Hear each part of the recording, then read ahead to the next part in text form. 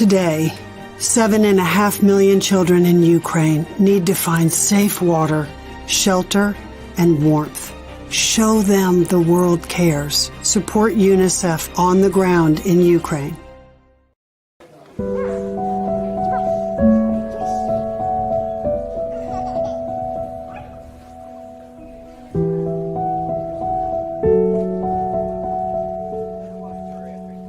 At a day when conflict just continues across this country, these are the faces. I thought it was really useful to come to a place like this to see where are those people who are fleeing. This is full of people who've come, are trying to get out of Ukraine because the conflict won't end. And it's surrounded by toys, by food, by volunteers, by gifts from everyday Ukrainians who just can't do enough. But it's also got kids like Elvira, who doesn't know where she's from, but knows she loves her hometown, doesn't know which country she's going to, but knows she doesn't want to leave. But while conflict continues, that's the reality. And while that's the reality, we need to support. Thank you.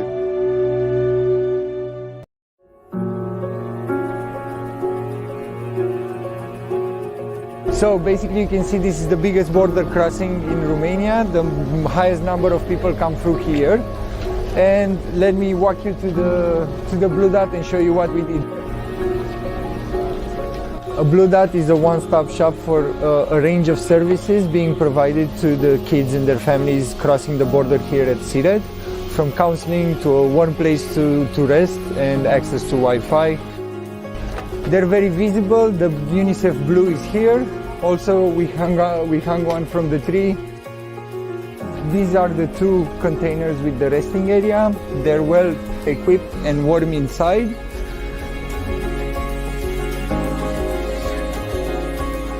These two, they're supposed to be offices where there will be laptops and we will register kids' moms. We're passing off the Blue Dot to the local authorities, and they're the ones that are gonna manage it from now on. We're also providing them with training, how to talk with people, how to talk with the kids, how to manage certain situations. And from this, we're trying to scale up the Blue Dot so they're connected to each other, so the next country knows what's happening in this Blue Dot with the family that's coming in from Romania. When they pass in Hungary on their way to Italy, let's say, which happens a lot, they already have the information. If the kids are vaccinated, if they have any medical issues, they already know the history, so they don't have to do it a second time.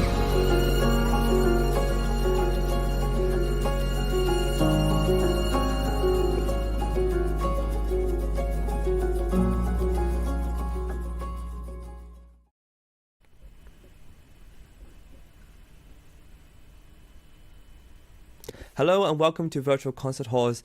Today we are embarking on an incredible journey, an 18-hour online fundraising live stream to raise money for UNICEF. It's come to our attention that the situation in Ukraine, especially affecting children, is really severe, and there's a lot of devastation, a lot of destruction. And so today we bring to you a incredible 18-hour live stream. We have a lot of guests lined up for you, a lot of performances, video addresses, and guest speakers. We have an incredible host, legendary broadcast host from Chicago. His name is Steve Robinson. He's coming to us live from Chicago. It currently is not very late for you at all. It's very early for you, and so we thank you for spearheading this incredible movement. We also have guest speakers, I understand, and you're coming to us from the Ukrainian Institute of Modern Art. Thank you, Steve, for joining us. Well, Chris, it's a pleasure to be here. The Ukrainian Institute of Modern Art has made their facilities available for this. We're in two galleries. In the other gallery, which you can't see, the Illinois broadcasters have come together to join hands, and they're doing a fundraiser in the state. But here in this studio, we're doing this 18-hour continuous stream. You can see what's going on there. Wow. In that studio. They have raised close to $100,000. They began last week, but now it's really hitting a big stride there. Our own fundraiser here is also doing well. We have a challenge from Faye Ferguson. She said, I will match the first $2,000 that comes in. We now have just $1,300 to go on that challenge. So with $1,300 to go to meet Faye's challenge, we'll have an extra $2,000 here. So we urge you to call. If you're watching on Twitch or Facebook or YouTube or LinkedIn, please leave a comment, but before you do that, make a pledge. Go to the URL. It's right there, unicefusa.org/streaming. In a moment, we're going to be hearing from Beth McCostlin, who is the head of the UNICEF Chicago office. And Beth is a very good speaker and very energetic and very charismatic and very knowledgeable about what's going on the ground in Ukraine. The facts that come out from UNICEF, and these are already a little bit outdated, the internal displacement of 6.5 million people, including 2.5 million children. I mean, the numbers are staggering, and I'm not going to describe what's going on in Ukraine because you've seen it on TV, you've read about it, and there are no words left to describe the horror and the brutality of the attack on this innocent country, which had no goals of their own to invade anybody, just a peaceful country. And so what we're doing here is raising funds for UNICEF and the work that they're doing on the ground. UNICEF works in over 190 countries, actually, but the challenge in Ukraine, I've been told by UNICEF, is really one of the greatest challenges they've had. And the outpouring of support that UNICEF has received is also great, but the need is far greater than the support they're getting. It's left millions of children and families, in desperate need of safety and protection, humanitarian support. Our friend Beth McCostlin, who is over in the other studio talking on Chicago TV, will go into much more detail when she gets here in a minute. But we just wanted at this time to urge you to go to that URL you see on the screen, or use the QR code. We do it all the time when we go to a restaurant, so now you can do it and make your pledge to UNICEF, because this fundraiser is for UNICEF. We have $1,300 to go on our challenge, sent in by Faye Ferguson, a very generous Chicagoan who believes in the cause and believes in helping UNICEF help children in Ukraine. So there it is. It's unicefusa.org/streaming. Chris is in Australia. We're doing this through the good offices of Virtual Concert Halls based in Vienna, Virginia. We have here in our own studio, Eric Arunas is our sound guy, and we have Bill Yeoman, who is doing the video and the all-around coordinator, and John, whose last name I forgot already, is over there. He made the first pledge actually this morning. We also have a special guest here with us. The volunteers on the phones actually make as much pledges as the listeners. So we also have a very special guest with us. How are you doing? And very good. And we also have a very special guest with us, which is his name is he goes by Shefik, but he also goes by Sir Shefik Macauley. And so we're really happy to have him on our show through Virtual Concert Halls, coming to us. And Steve, would you like to introduce him and interview him and his efforts into raising funds for UNICEF USA? Sir Shefik, it's great to have you on, and you have. It's a beautiful image you have behind you of the flowing Ukrainian flag, and you have produced a very wonderful and very moving 2-minute or so a feature that you produced in your own studio. Before we play it, could you just introduce yourself and tell us a little bit about your own background and what brings you to our stream today? Well, as you mentioned, my name is Shefik, and I align myself with a lot of charities and organizations that mainly help children in the community, whether we're talking about Ukraine or elsewhere, because it's all about helping the children, about the next generation of what we want to leave behind for the next generation. A lot of times, the children themselves don't understand the current affairs of the world, because sometimes we as adults have failed, oftentimes because of that. So sometimes the children suffer because they don't understand what's there for them. So I try to help out any way I can to give them a voice for the voiceless, and any way I could help, I want to urge other people to align themselves to this cause and also give as necessary. Well, we're very pleased to have you on because your resume, which I've been reading, is quite remarkable. You're a multimedia producer, you're a radio producer, you've been involved in so many things. Now you're with ABC Sports, if I got that right. And just the fact that you're here lends a great, you've been with Time Magazine, the Washington Center, on time. I mean, it's quite remarkable. I'd like to get into a little bit about your background, but you produced a beautiful, moving 2-minute video, and if we're ready to go with that, let's roll Shefik's wonderful production.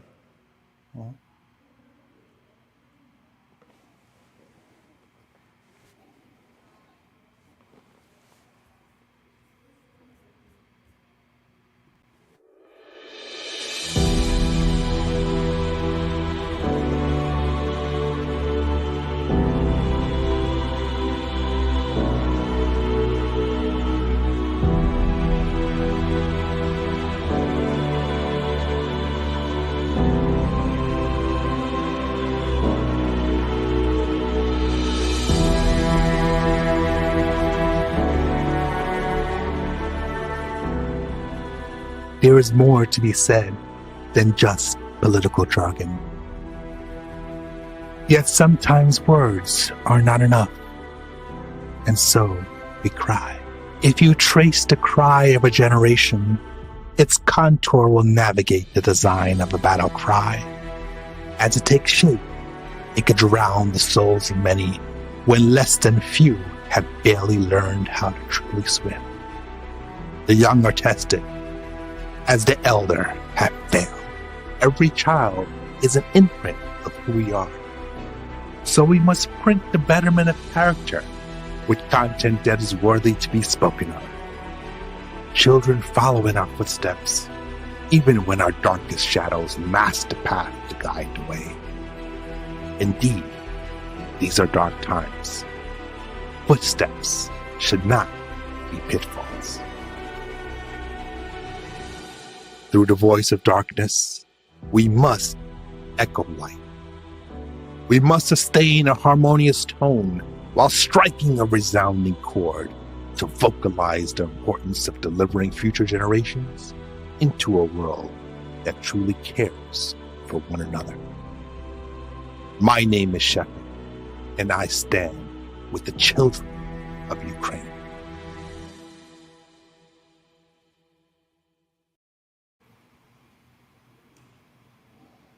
Shefik, that's such a beautiful tribute and so moving. Tell us a bit about your background and what brought you to creating such a wonderful video for us. Well, I definitely wanted to, again, wants to be a voice for these children, because sometimes it's often neglected about giving them a platform and a means to speak. And myself, I represent the Royal House of Gassan, where I'm associated with the Equestrian Order of Michael Archangel, as well as the Sefwi Wing in Ghana. So on behalf of them and the Royal Houses, they too extend their allegiance and their help for Ukraine. And I think it's important that we all come together on an international level, because sometimes, cultural differences get in the way. That's why, as I mentioned in the video, put aside the political jargon, because it's for the children and what we want to represent and leave the imprint behind for them. And you've been in the entertainment business for over 25 years, and you've worked for MTV, SiriusXM, PBS, Black Entertainment Network, and now I believe you're with NBC's Sports. So your career is wide-ranging, it's diverse, and we feel very, privileged to have you on here. I know you produced that video, your own, because you are a video producer, you're a multimedia producer, you're a digital producer, and you also worked for quite extensively for Time. And you tell us a bit about the work at Time, because that was quite impressive to me when I read about it. Yeah, I worked at Time Magazine. I was formerly a technical producer there around the years 2007, 2008. And it was quite interesting because that was the year that Obama became president for the first time. So I created some very interesting technology for live blogging, back then. And I was able to produce the actual coverage for Time Magazine for his actual election coverage, as well as some keynote events, such as the Grammys and the Oscars and things like that, American Idol. For me, I was fortunate because, especially working at a company like Time Magazine, of course, it's not, what it is today. Time Magazine got sold, to various companies since I worked there. But back then, it was a very institutional, not to say that it's not very institutional today in a sense, but it's not what it used to be.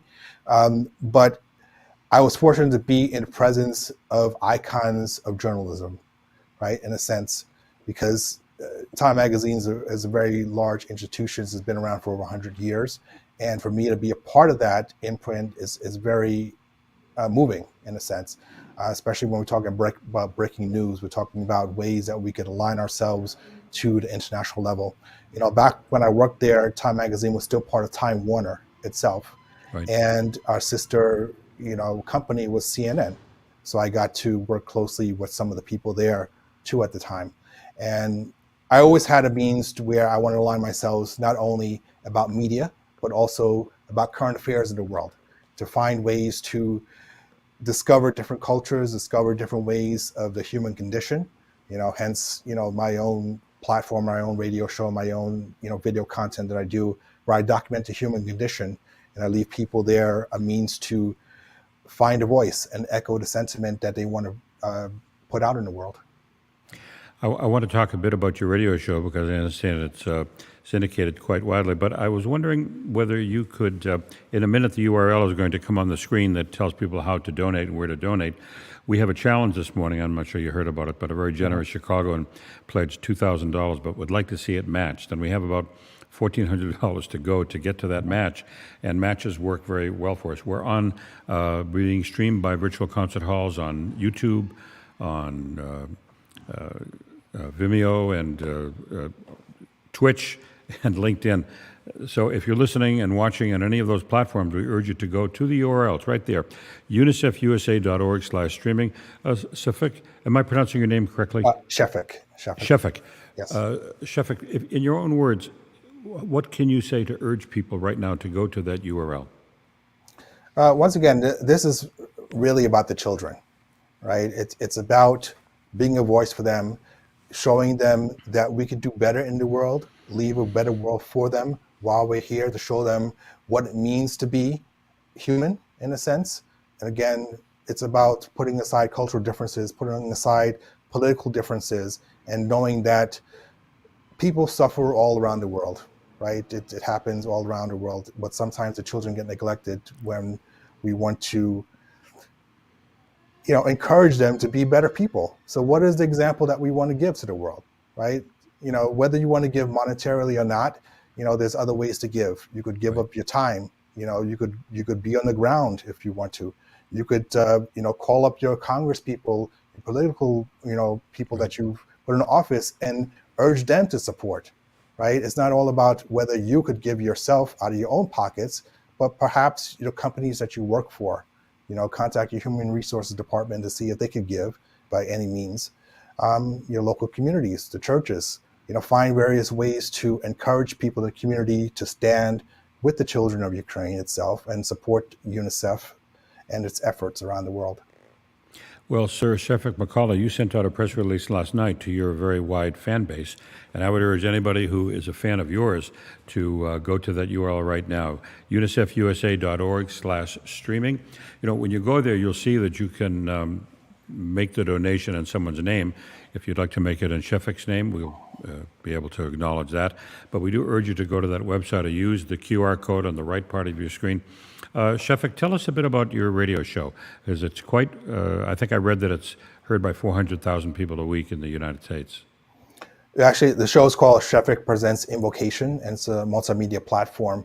It's actually 800,000 per month. It is a weekly radio show. It's syndicated in 23 markets and radio stations and frequencies around the United States, terrestrial radio, AM, FM stations. And what I do is I document the human condition. So I require all the guests to tape on video, and their segments are only like 2 to 3 minutes long or so. And I give them a list of topics to choose from. Based on those topics, they select one, and they speak on something meaningful in their lives. It could be a mantra, it could be an observation, it could be something that inspires them to inspire other people going forward. The radio show itself, it's entirely pre-recorded, highly produced. It's a 1-hour broadcast. I take those interview segments I taped on video, extract the audio from that, put it into a radio show, and I match it with a song. So every episode, every dialogue that they speak, it's a song-based, accompaniment that goes along with it. And when you listen to an entire 1-hour episode, you get the various perspectives about what it means to define that topic. Like for example, I've had revolution as a topic. That was like the very first show when I started 5 years ago. I've had all sorts of topics. Society is a topic, mathematics, remorse, love, perseverance.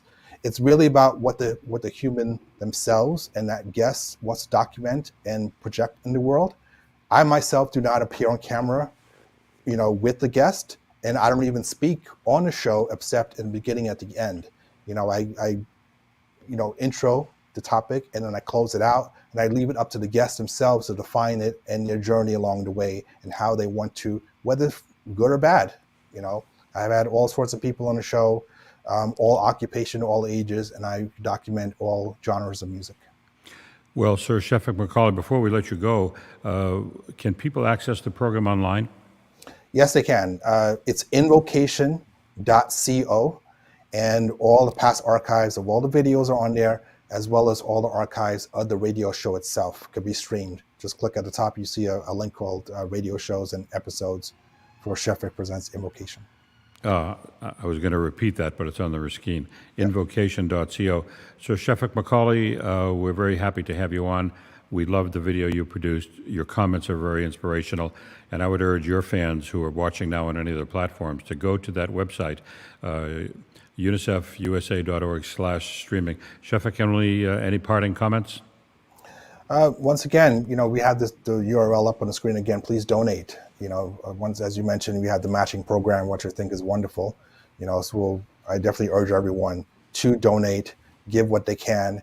And it doesn't stop here. Even though this is an 18-hour broadcast, the journey does not stop here. There's still more work to do after the 18 hours is completed.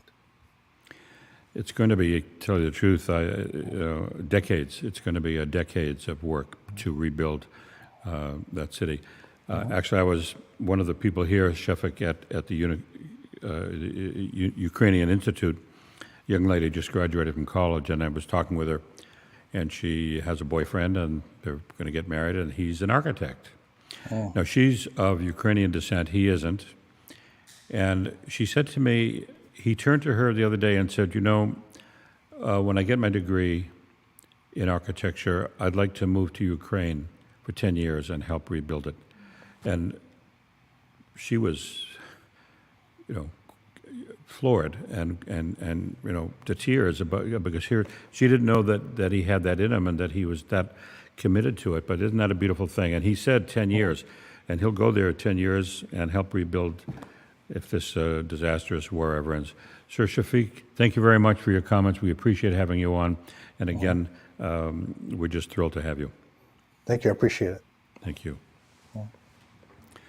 Sir Shefik Macauley, who is a very talented and very skilled person in media and multimedia. He's worked for more organizations than you can shake a stick at, and he produced that beautiful video. We'll play it again throughout the day because it's very inspirational, and we hope that his fans, because he sent out a wonderful press release last night, we hope his fans who got it are listening and watching right now. I always say listening. It's an old habit of mine because I'm in radio. But you're watching, and maybe some people are listening, and you're going to that website and you're going to donate because Faye Ferguson is waiting to find out whether her $2,000 is matched. We'd like to hear from you right now. So, boys in Virginia, what should we do?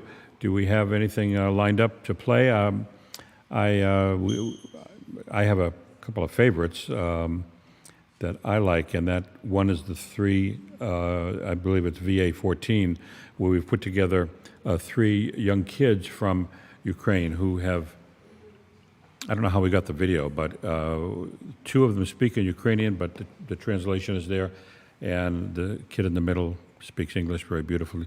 Let's go to VA-14 while you go to the website. VA-14.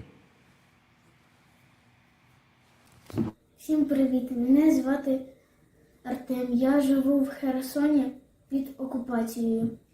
У мене є брат-близнюк, його звати Ілля. Коли почалася війна, в мене ця війна забрала грати у футбол, ходити до школи, грати з друзями. З тих пір я не виходив багато днів. Мені страшно, я не знаю, що буде завтра. Із-за цього мені треба ховатися всякий в підвал, ходити. Мені дуже страшно. Я думаю, що ми переможемо, перемога за нами. Ми відвоюємо свої міста, і ми це знаємо. Перемога за нами. Слава Україні! Героям слава! Hi, my name is Dima. I'm from Kyiv, Ukraine, and I'm 16 years old. My whole life destroyed on February 24th because of Russian rockets. School, friends, everything. On 26th of February, I was supposed to have boxing competition. I was writing songs, singing, playing guitar, hanging out with friends, studying, but now it's all gone because of one crazy person and Russian army that killing our civilians and even now bombing our cities. My friends who are 18 joined the army instead of living peacefully in their homes, of studying in university. Now they're protecting our home, protecting our freedom from Moscows that's trying to occupy our country. I don't know even if my friends alive or not, because I can't call them. I don't know where are they. My father left in Kiev, my family left in Kiev, and I don't know what will be tomorrow. Please, stop war. Привіт, мене звати Ілля. Коли я узнав, що йде війна, нас мама розбудила дуже рано. Я спитав, чого. Мама все мені розповіла. І до того, як була війна, я ходив нормально до школи, спілкувався з друзями, ходив на футбол, на майданчики, спокійно гуляв по місту, їхав до бабусі в гості. А тепер, із-за того, що війна, цього більше немає. І в мене немає можливості просто це зробити. Просто війна – це страшна штука. Дай Боже, щоб ми виграли, щоб відвоювали свої міста. А тепер в парк я не можу ходити, нічого не можу зробити. З вулиці не можу вийти, тому що всім кажуть, що там зараз міни. І взагалі зараз опасно виходити за місто, і Херсон зараз під окупацією.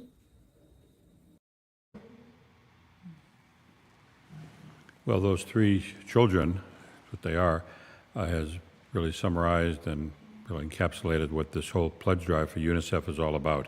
UNICEF is helping kids like that on the ground. UNICEF has been in Ukraine for many decades, I think over 25 years. And joining me now is the, put that mute on, is joining me is the Chicago representative for UNICEF, Beth McCostlin. Beth, it's good to have you here. You've been here for quite a few hours. Yeah, my pleasure, though. Sincerely, thank you. So you're with UNICEF. How long have you been with UNICEF? I've been with UNICEF for 10 and a half years now. Is that right? And I've heard that this is one of the most significant challenges that you've had. Would you say that's true? Yeah, I think that's true. I mean, UNICEF has been on the front lines doing whatever we possibly can, whatever it takes for children for 75 years. UNICEF's work is about protecting children, bringing them safe spaces and education and healthcare and clean water and all of the things that they need.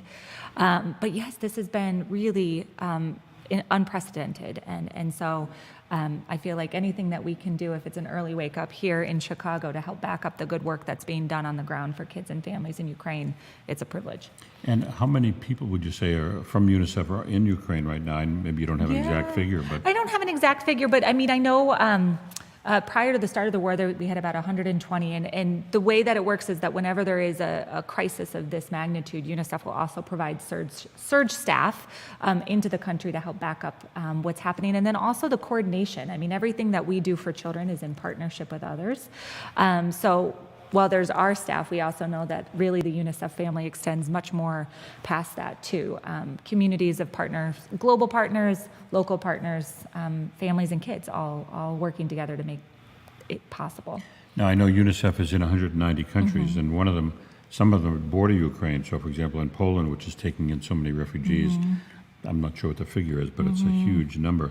So UNICEF, I'm sure, is helping on the other side of the border as well. Yeah, that's true. I mean, we have staff on the ground in Ukraine and also throughout the entire region. And so one of the sort of key interventions that we see where we can provide help is sort of these blue dot centers that we've set up along the border crossing areas. So it's just a safe spot for moms and kids or caregivers and their kids to stop on their way on their journey, whether it's to figure out where they're headed next or get information or, there's been a lot of information that we're seeking to put out about how to stay safe and how to keep families protected.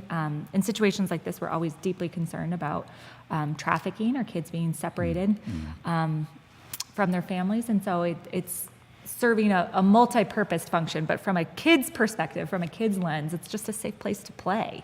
It's a spot to rest their legs and to be a kid for a little bit and forget what's happening around them.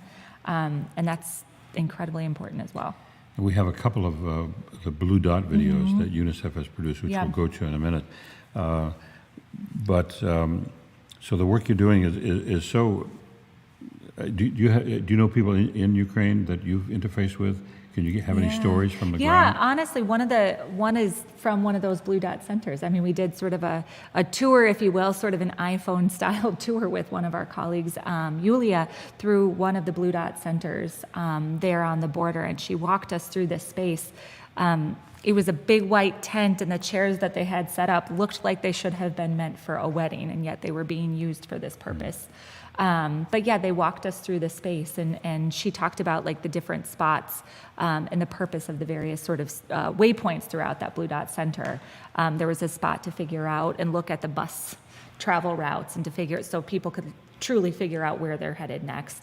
There was a spot to check in if you felt like maybe your child might need some mental health support. There's basic interventions, but there's also space to get more in-depth support and referrals for help in that way too. But yeah, it was really, really special to see her talk about it. And I think one of the things that feels particularly resonant for a lot of us here on the UNICEF USA side is seeing our UNICEF global colleagues from around the world also returning home, Ukrainian UNICEF staff returning home to help as well. Right. When the horrible war that's going on now finally ends, which I hope it does soon, your work doesn't end. No, absolutely not. It's going to take years, if not decades, to rebuild the country. I was telling a story before you here. I was talking with Shefik Macauley. So there's a young lady who works at the Ukrainian Institute here, Christine, and I was talking with her yesterday. We had a little downtime, and she said she has a boyfriend, and they're going to get married. And she's just out of college. She's wants to be a curator. And I asked, well, what does he do? He said, well, he's studying architecture, and he's close to getting his degree. It's all very nice. And he suddenly said to her, you know, when I get my degree, I think I'd like to go back to Ukraine and stay for 10 years and help rebuild the country as an architect. Yeah. And she was... Totally. But that's what it takes, right? I mean, I think that's...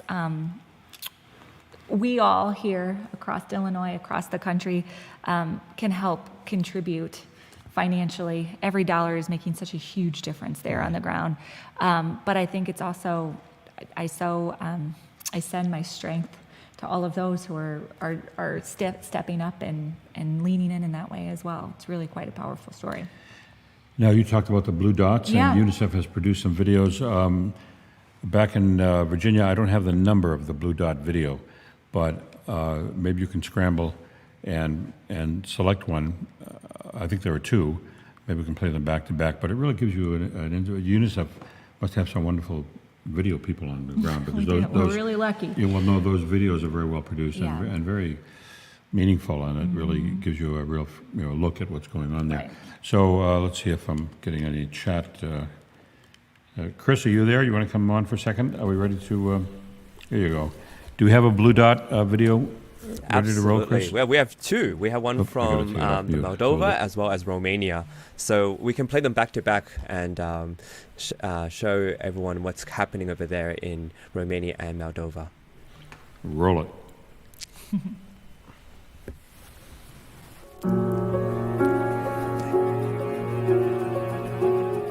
So basically you can see this is the biggest border crossing in Romania. The highest number of people come through here. And let me walk you to the Blue Dot and show you what we did. A Blue Dot is a one-stop shop for a range of services being provided to the kids and their families crossing the border here at Siret, from counseling to a warm place to rest and access to Wi-Fi. They're very visible. The UNICEF Blue is here. Also, we hung one from the tree. These are the two containers with the resting area. They're well equipped and warm inside.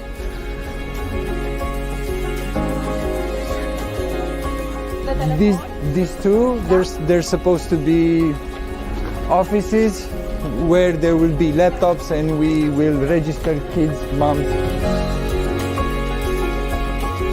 We're passing off the blue dot to the local authorities, and they're the ones that are gonna manage it from now on. We're also providing them with training, how to talk with people, how to talk with the kids, how to manage certain situations. And from this, we're trying to scale up the blue dot so they're connected to each other, so the next country knows what's happening in this blue dot with the family that's coming in from Romania. When they pass in Hungary on their way to Italy, let's say, which happens a lot, they already have the information. If the kids are vaccinated, if they have any medical issues, they already know the history, so they don't have to do it a second time.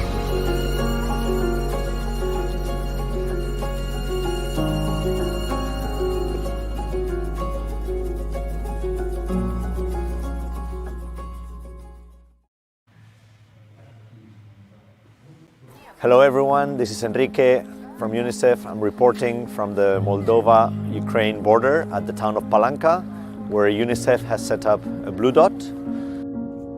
The Blue Dot provides services such as psychosocial support for the families that are coming from Ukraine. There are social workers, there are psychologists. It also provides child-friendly spaces for the children who come to be able to play and rest and have a minimum of normality in their current struggle. Dar cel mai mult facem terapie prin joc, deja ținând cont de copil, cât de gata el este să se încadreze în activitate cu noi. Ținând cont și de vârstă, ținând cont și de în localitatea de unde vine copilul, copiii vin diferiți, emoțional diferit. Starea lor emoțională este diferită. Unii copii sunt stresați și nu se lasă de mămici, se țin de mămica și noi nu putem să intervenim, nu avem niciun drept să-l atragem din brațele mamei nici ca acum. Unii copii sunt mai descătușați, unii copii poate să vină și se așeze și doar are nevoie să deseneze, el rămâne el cu gândurile lui și colorează ceea ce el simte. Alții copii se încadrează în activități foarte ușor. Ei sunt foarte deschiși, pentru noi este foarte ușor să lucrăm cu ei pentru că noi le cunoaștem limba și respectiv odată ce cunoști limba e un pas deja spre activitatea în continuare. Părinții, cumva, starea emoțională a părinților se transmite copiilor, da? Și dacă părintele cumva apucă așa copilul și strânge la piept și zice nu te temi, nu te temi, respectiv copilul se teme. Sunt situații când părinții atât de emoțional sunt afectați, noi mai întâi trebuie să lucrăm cu părinții cumva și apoi să trecem la copii, da? Și dacă vedem că nu putem să intervenim la moment și nu are rostul, noi îl lăsăm pur și simplu pe părinte să se liniștească, să înțeleagă, să pună picioarele pe pământ și apoi respectiv începem sau invers luăm. Atât timp cât părintele este emoțional dezechilibrat, noi lucrăm cu copilul și ea cumva să acomodează situația. Și în momentul dat sunt părinți care spun, poate să vă cuprind, poate să, da, mulțumesc mult pentru acordul care ne l-ați dat, ajutor, pentru că acești părinți este important doar să stai să-l asculți. Unii părinți sunt care, da, depinde iarăși de categorii. Să înțelegem că nu toți vin aici, vin cei care au nevoie.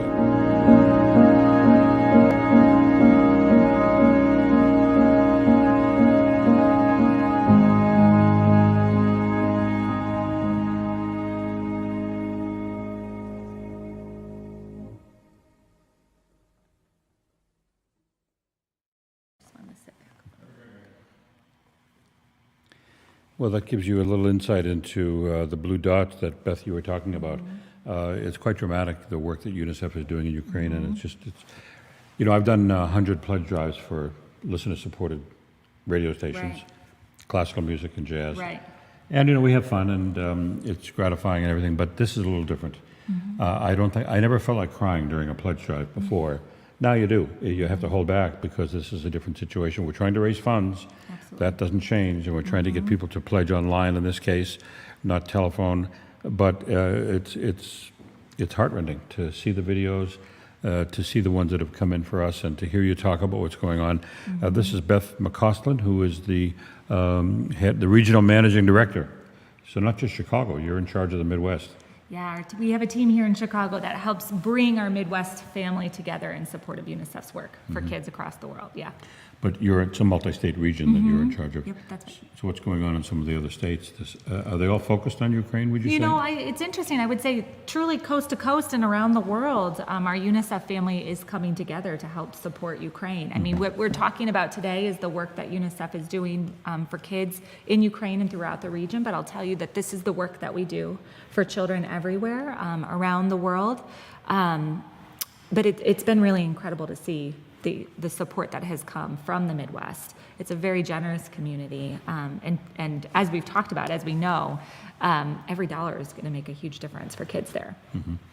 And you must have a team on the ground in Kyiv, and apparently the Russians have pulled away, so there's some semblance of peace a little bit, and that gives you a chance to regroup and to breathe and to kind of reconnoiter, I imagine, when that happens. But what about on the war fronts? How close do the UNICEF people get to the fronts? It's interesting. We have staff across the country, but I will tell you that the UNICEF team is also very good about the logistics side of things in terms of keeping track of where there are violence outbreaks. I mean, we are on the ground where children need us most, helping to support and pre-position supplies and whatnot. But also, it's of course important that we keep everybody safe too. So we're fortunate to have a good security team that helps us keep track of that information, so that our staff can be to do their job and to deliver for children.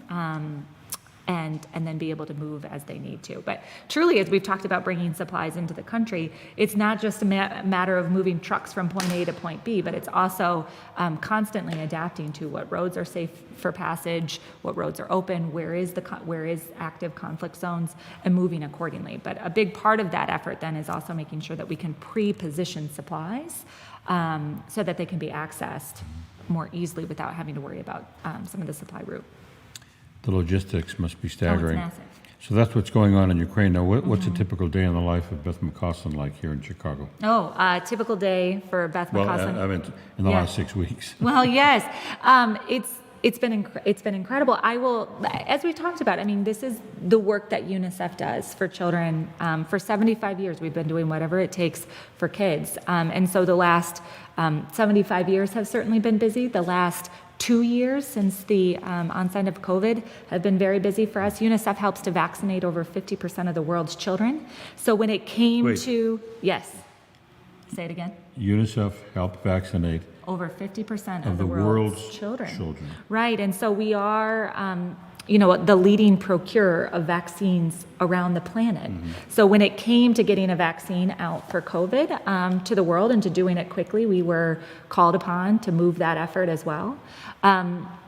So it has been busy. And then in the last 6 weeks, I mean, I think we moved remotely, as many organizations did 2 years ago, and still get a chance to be into the office now. But I was saying it then, and the same remains true. Every day that I get to open up my laptop and help bring more Americans into the UNICEF fold to help bring urgently needed dollars and resources for kids who need it the most, I mean, it's a real privilege. So that's what a day in the life looks like for me. I'm going to bring Chris back to the screen. Chris, this company, Beth, is called Virtual Concert Halls. They're based in Vienna, Virginia. Chris is part of the Virtual Concert Halls team. He's based in Australia at the moment. And Chris, I think we should go to more of the videos that have been produced by UNICEF. I don't have the list in front of me, so I'm going to leave it to you guys to pick a few. But do you have any questions for, she actually wouldn't be able to hear you because she doesn't have phones. But if you want to ask her a question through me, I'd love to. So she was. It was funny because you both of you were involved in raising money for the crisis in Haiti, and I just found out that Beth not only is a U.S. Army Reserve officer, but also she was involved in the crisis in Haiti. So you could ask her about that and all her involvement prior to that. That would be so amazing. Well, let's see if it's the right Beth. Were you a former U.S. Army Reserve officer? That's me. You were. That is you. Yes. Tell us about that. Oh, well, I mean, as we're talking about supplies and logistics, right? I am an Army veteran and served in the Army Reserves as a public affairs officer, actually, for many years. And so just prior to my time with UNICEF, I was deployed to Baghdad as a media affairs, public affairs officer, and spent time there. So when I started with UNICEF, shortly after my deployment, I was struck by the supply and logistics operations of our organization. I know the way that the Army moves, and moves people and moves troops and moves supplies, but to be able to see what UNICEF can do and the magnitude of bringing much needed relief and resources to kids around the planet was just awe-inspiring to me. And to see that our colleagues who are on the front lines, who are in the trenches for kids, that all that they risk and all that they sacrifice to bring about peace and development for kids was just really such an incredible experience. Thank you. Chris, any other questions? Amazing answer. Yeah. Chris is asking. So can we roll a little bit more tape from UNICEF to honor Beth and UNICEF? And again, urge folks listening, we have a challenge from a very wonderful listener, viewer, friend in Chicago, Faye Ferguson, and she pledged $2,000 late last night, and she said, I'd like to have it matched. So the first $2,000 that come in this morning, and I think we're about $1,400 away, she will match. But you got to go to that URL, unicefusa.org/streaming. Don't forget the streaming part, because that will come right into us. And Beth, I'll take a quick look and see what's going on with the total, and maybe we'll come back and have some good news. So we still while have you're that doing amount, the checking, we'll Steve, I'm going to the little screen there and see what happens. And so we are about, we jumped. That's so we're about $1,200 to get to the goal, and we really appreciate everybody who's called in. And well, they haven't called in now. What old radio habits? Typed in. They typed in. They've typed in. Too much radio, 50 years. Yeah. And people say I do have a face for radio, but here I am on the stream. So are you ready, Chris, to Yes, absolutely. roll So some I'll UNICEF introduce the video? next video. We have a volunteer translator who helps refugees from Ukraine, and we have a beautiful video about her testimony and sharing her story and why she does what she does. Okay.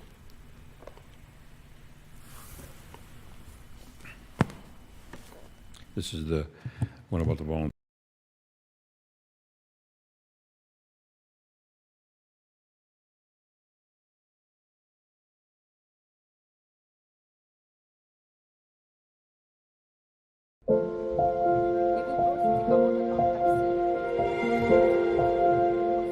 First, when I came to one of the volunteers' place, they welcomed me to their home, and I stayed there like in a room for 2 days, just like being very stressed, crying, checking the news every 5 minutes. Then I got news about my uncle who was killed, but he wasn't a military person. He was a retired man. He was civilian, and I was like.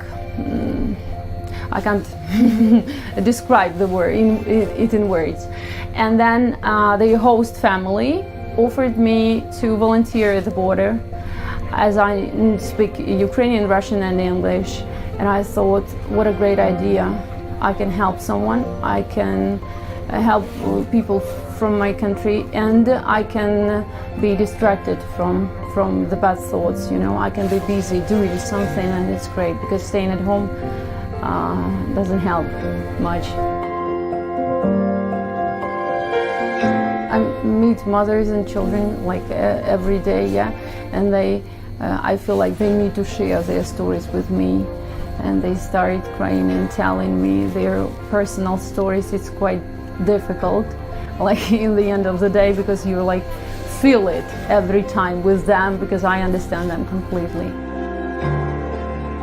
The decisions I am making or I will have to make, they refer to my child and her future, so I have to be very maybe determined on the one hand, and not panicking on the other hand, to make right decisions. So I try to keep calm. It is quite difficult, really. This is us before, when we were crossing the border, like walking together.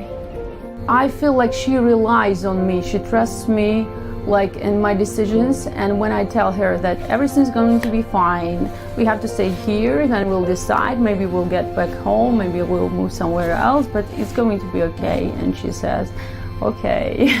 She knows that I'm helping here, and she says, Mommy, I want to be just like you. And it's like the best thing a mother can hear, I think.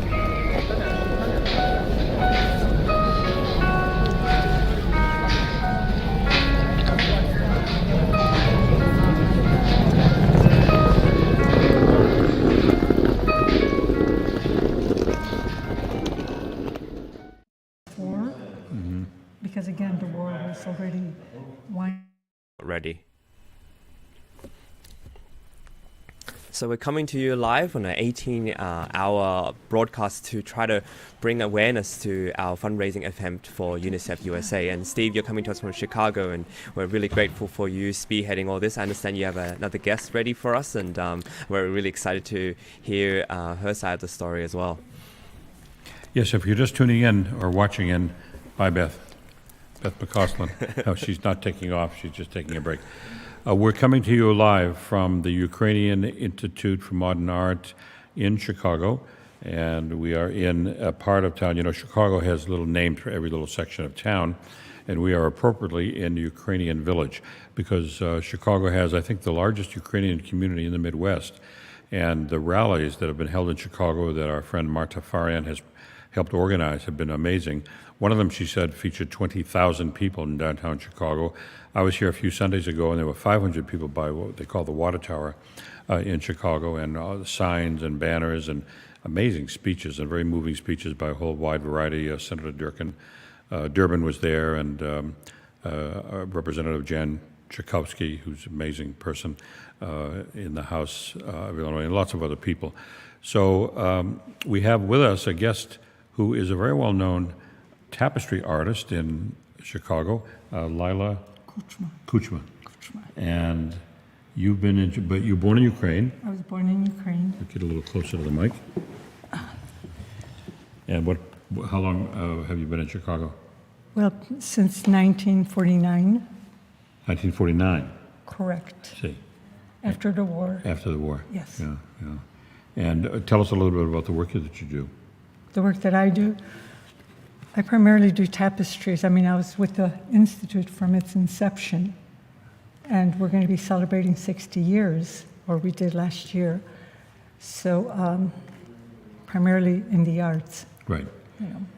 So Mariya, who was here before, said that the Ukrainian Institute, where we are in this gallery, was formed after World War II because there was so much suppression of arts artists and writers. True. And this gallery and this museum was established as kind of a response to that. And you've been with it almost since the beginning. Correct. Yeah, well, 60 years is not, I was going to say not that long, but well, that's long especially enough. If you still feel okay, yes. Yeah. But yes, absolutely. So. Yeah, that's pretty amazing. And tell us just a bit about, you didn't bring any of the tapestry work, but what sort of work do you do exactly?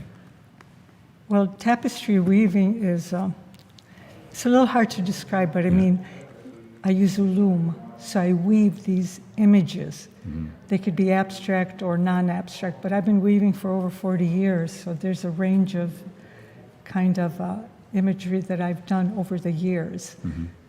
So, do you have a website where one can No, I do not. Work? No. I do not have, I don't. Okay, I wish you had brought some of your work with you, but you did bring a picture. I did. Taken in 1944. Are you in the picture? Yes, I am. Well, let's see if That's we can why I brought it. Okay, I'm not sure that anybody can see this or not, but if you get a little close to it, that's a picture. Tell us about this picture. In the photograph, I'll say, if I can point, this is me down here, the little baby. So I was probably over a year old. My brother and my father is back here. My father's holding my brother who's a year older. My mother here is looking upon me. You can see her direction, the gaze. So that's my mother.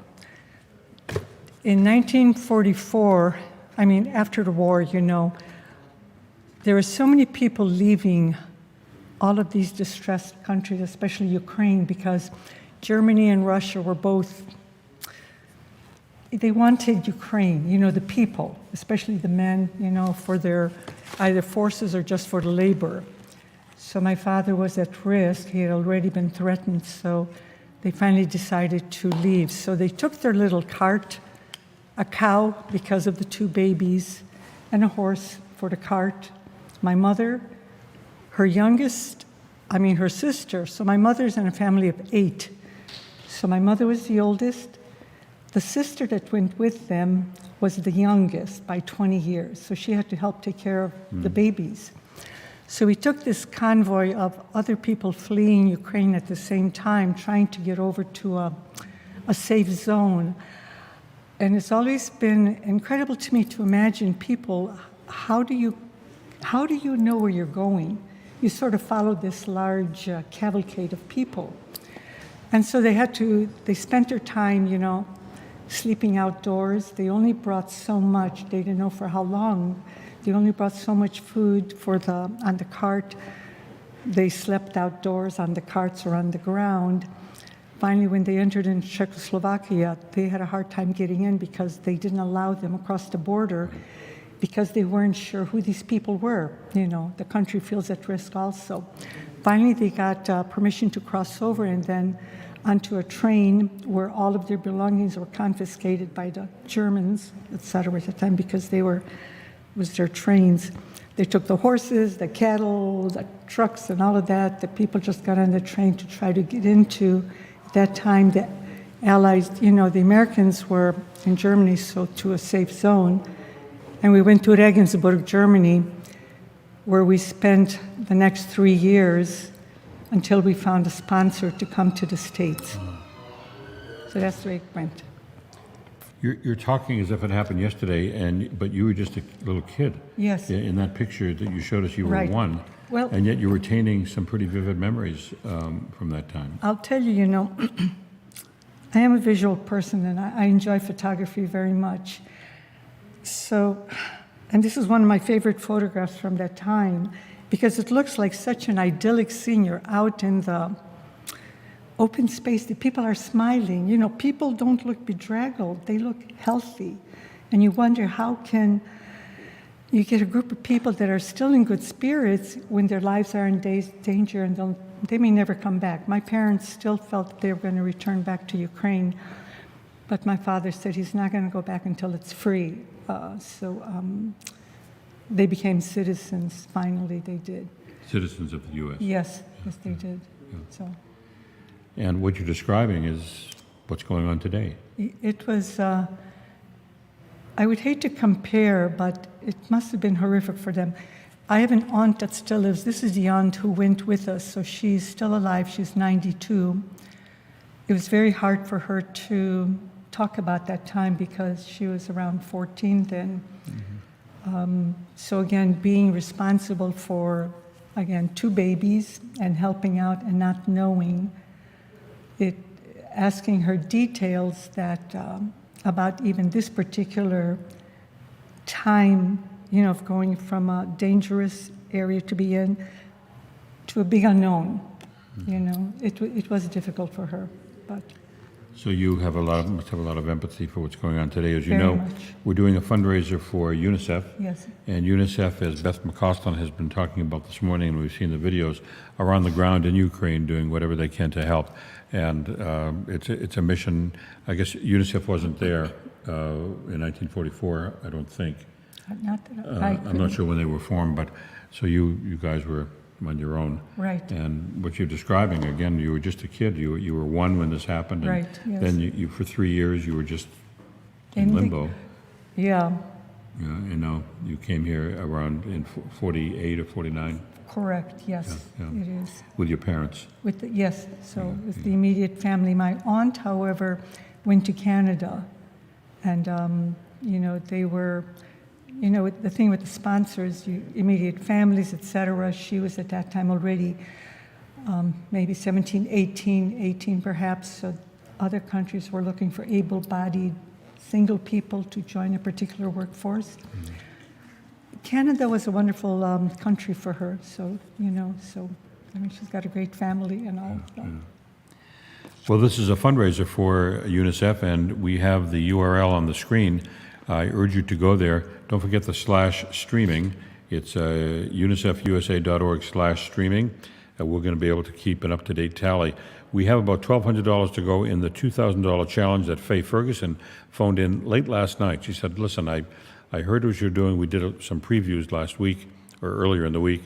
I want to pledge $2,000, but I want it matched by your viewers across these social media channels. So if you're on there right now, about $1,200 to go to meet Faye's challenge of $2,000. I have about $1,200 to go. And again, there's the URL, or you can use the QR code. Lialia Kuchma is here, who's a wonderful artist, an award-winning artist, I'm reading. You studied at the University of Illinois down in Champaign. And what are some of the awards, if you don't mind my asking? You know, quite honestly, I can't tell you. I see. So many that you can't keep track of. No, it isn't. No, that's not it. I mean, you know, yeah. No. Well, we appreciate you coming by here and showing us and telling us a bit of your background. We have about $1,200 to go, and again, I was about to give the phone number, but that's the old Steve. We don't have a phone on 773. No, but we won't do that. Go to that URL, because this is all to help UNICEF. The money goes directly to UNICEF. It doesn't go through us. It doesn't go through any kind of intermediary. The money's going right down to UNICEF on the ground to help people, and particularly families, and particularly the children. We've heard from them on this broadcast, on this stream. We'll hear from them again. So, Chris, let's get back on here, have a little chat. Do you have any questions for Lialia? Is Chris still there? Where are you, Chris? Anybody there? Chris, can I hear you? Hello, Steve. Hello, Steve. How are we doing? Good. Yeah, it's wonderful that you have another guest. I have a question for Lialia, if that's all right. I was wondering, where can we see some of her artwork, and where are some of her exhibitions, or if people are interested in her artwork, where can we go see it? Chris is wondering where people can see your artwork, if it's up around Chicago or around the world or anywhere. People are very curious to see it. I think the easiest thing if they Googled my name, but like I said, since I don't have a website, as I understand, when you Google something, you can really find all the information. Or at the Ukrainian Institute, they have a few of my works. Currently in New York, since I assume if it's UNICEF, it's not just in Chicago, it's going all over. In New York, people can see the work? At the Ukrainian Institute of America, they're on exhibit there currently, but that's going to end this weekend. Let's get Lialia's name back on the screen, because in order to Google it, you'll need to have her name. Yes, and I assume if you're Googled, we can maybe see some of your artwork. It's possible. Yes, I don't Google There you have her it, name. right on the screen, the Lialia Kuchma. So let's try Googling that, and then you can see her work. I'm eager to see it myself. Good. I appreciate you coming by. Thank you very much. We hope people will go to unicefusa.org/streaming and make a contribution. Again, Faye Ferguson has phoned in a very generous $2,000 challenge. We have a little over $1,000 to go. If anybody watching would like to pledge the whole $1,000, we'll take that. If 1,000 people would like to pledge $1, that would be just as effective. So please go to that site. Chris, what should we roll here? Any suggestions? Absolutely. I was thinking we could play some music. You know, it's been a little while since we've heard some music, and I was thinking we could play a snippet or the whole video of Miroslav Skorik's Melody. So this was a composition by a Ukrainian composer, Miroslav Skorik, and he's composed a beautiful little suite that was performed by the Sinfonia Toronto. The conductor for that is Nurhan Arman, and he is a conductor based in Toronto himself, and I actually have heard the Symphony Toronto, and they sound incredible. So we have a video of them playing Melody, and this is a beautiful piece, and I thought it would be nice to play that for now. What do you think? I think it's a wonderful idea.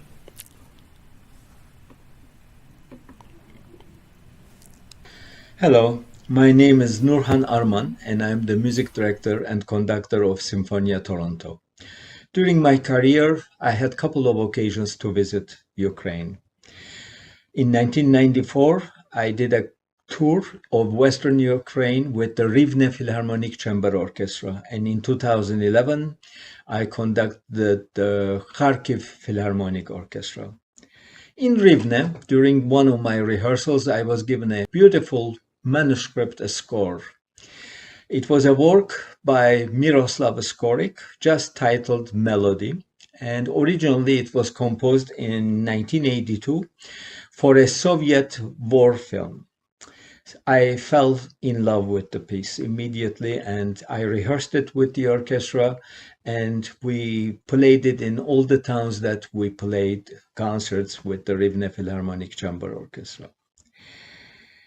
Now, Ukraine is experiencing another horrible war with all its misery.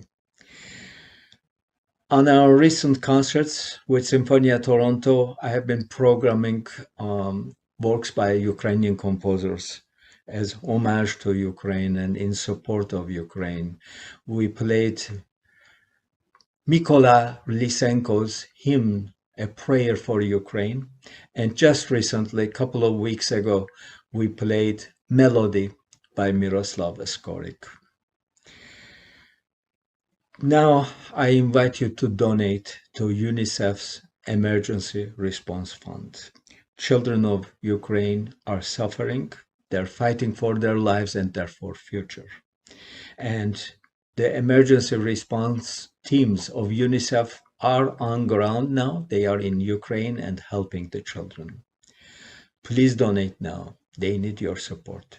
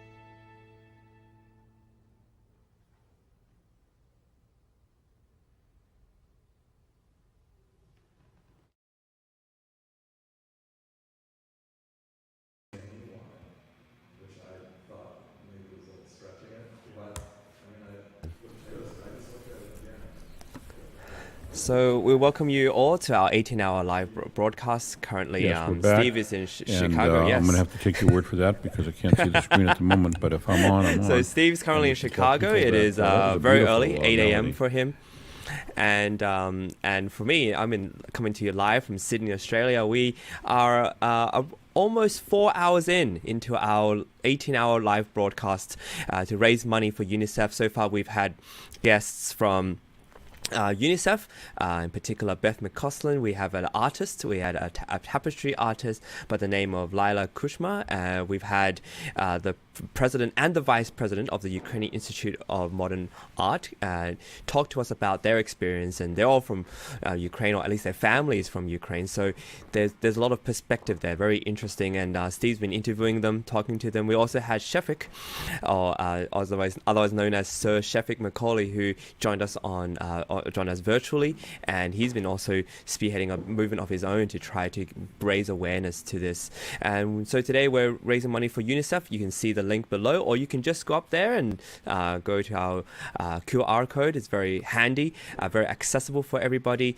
We welcome everybody, especially Avguste coming to us from Twitch. We had a lot of people join us from Twitch, and so it's been really fascinating to see audiences from YouTube, LinkedIn, Facebook, Twitter, Twitch join us to try to raise awareness. This is really important. We actually got into the third row for television shows, hosting and podcasting on Twitch. So we're rising up the ranks, and hopefully this 18 hours will be really fruitful.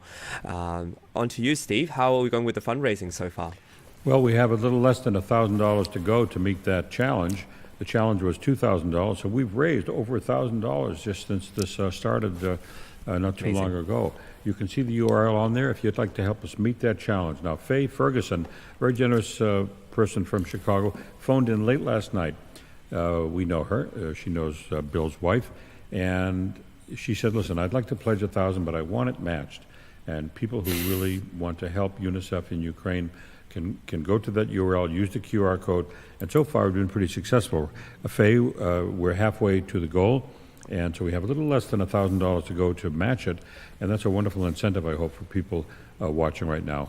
Really, the big incentive, though, is watching on TV. You've seen the tragedy unfold. It's almost, I don't want to say it's surreal, but I mean, to think that in the 21st century, the world allows this to happen is almost, I mean, there's no words left to describe the horror that's going on, and the devastation and the leveling of the cities, and so many people just uprooted and killed.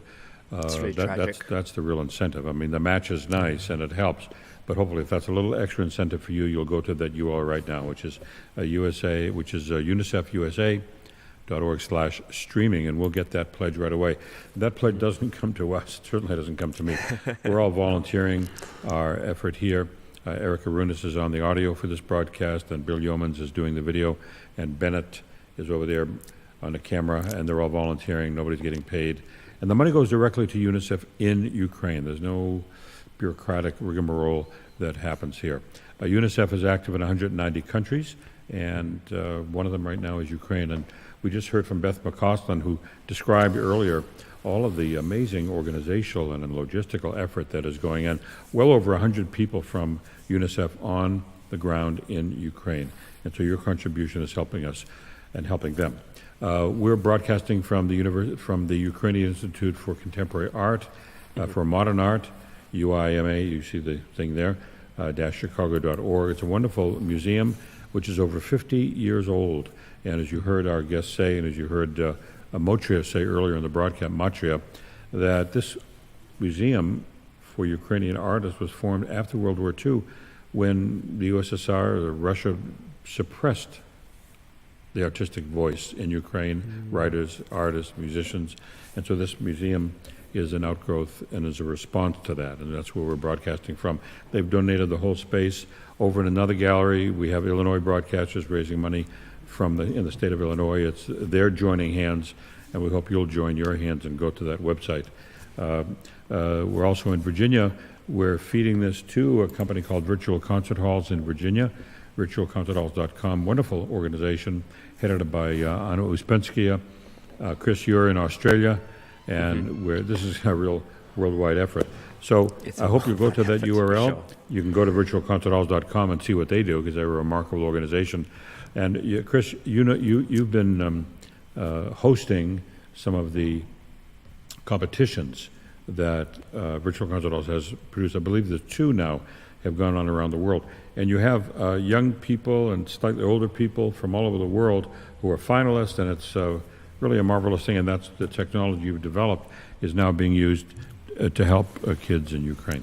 Yeah, well, here's what's going on. I mean, since COVID, we've been really investing in a lot of what is available to us and is powerful to us in terms of virtual concerts and having these sort of virtual concert hall stages available for musicians. We don't want to stop performing. Musicians want to keep sharing their music, and I think it's important that we facilitate that. So Virtual Concert Halls has been working really hard to do that, and one of the initiatives we have is a competition, which initially may sound like it's some sort of a race, but it's actually a really beautiful platform with a lot of prizes, and we don't offer any prize money because we want to incentivize musicians to reach out for these opportunities and to take them, and these opportunities are much more valuable than receiving some cash prize in your pocket.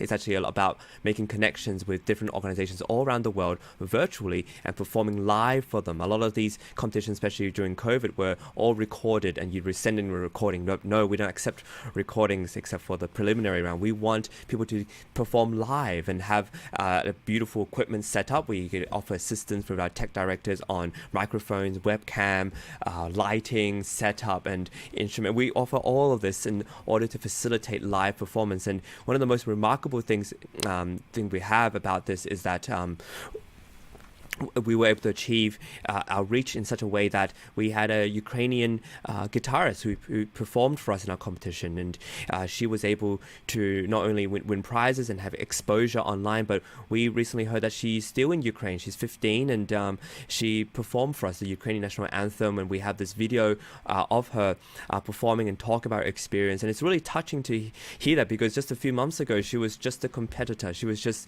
someone else as part of the she was competing with pianists. She was just part of the competition rounds, and now to find out that there's such a strong backstory, and it gives a lot more meaning to the music that she was able to show. So I hope that we can play that video sometime and to show people who I think we should play it right now.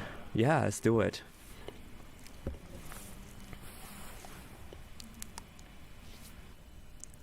Hi, my name is Victoria. I'm 15 years old from Ukraine. On 24th February, I woke up to the sound of explosions, and I immediately understood that was the beginning of the war. After that day, my life changed a lot. Every night I should have slept fully dressed and with important things on me, so that at any moment I could quickly run to the common corridor. After some time, situation got worse, so me and my family went to another city in Ukraine, Cherkasy. It was the first day from the beginning of the war that I could sleep normally. After some more time, we went to another city in Ukraine, Ivano-Frankivsk. It is in western Ukraine. Here is kind of safe, but still every time I hear strange noises or sirens, I get really scared. Because of that war, my home in Kiev lost its main value, security, so I could never feel safe there. And now let me play you the national anthem of Ukraine.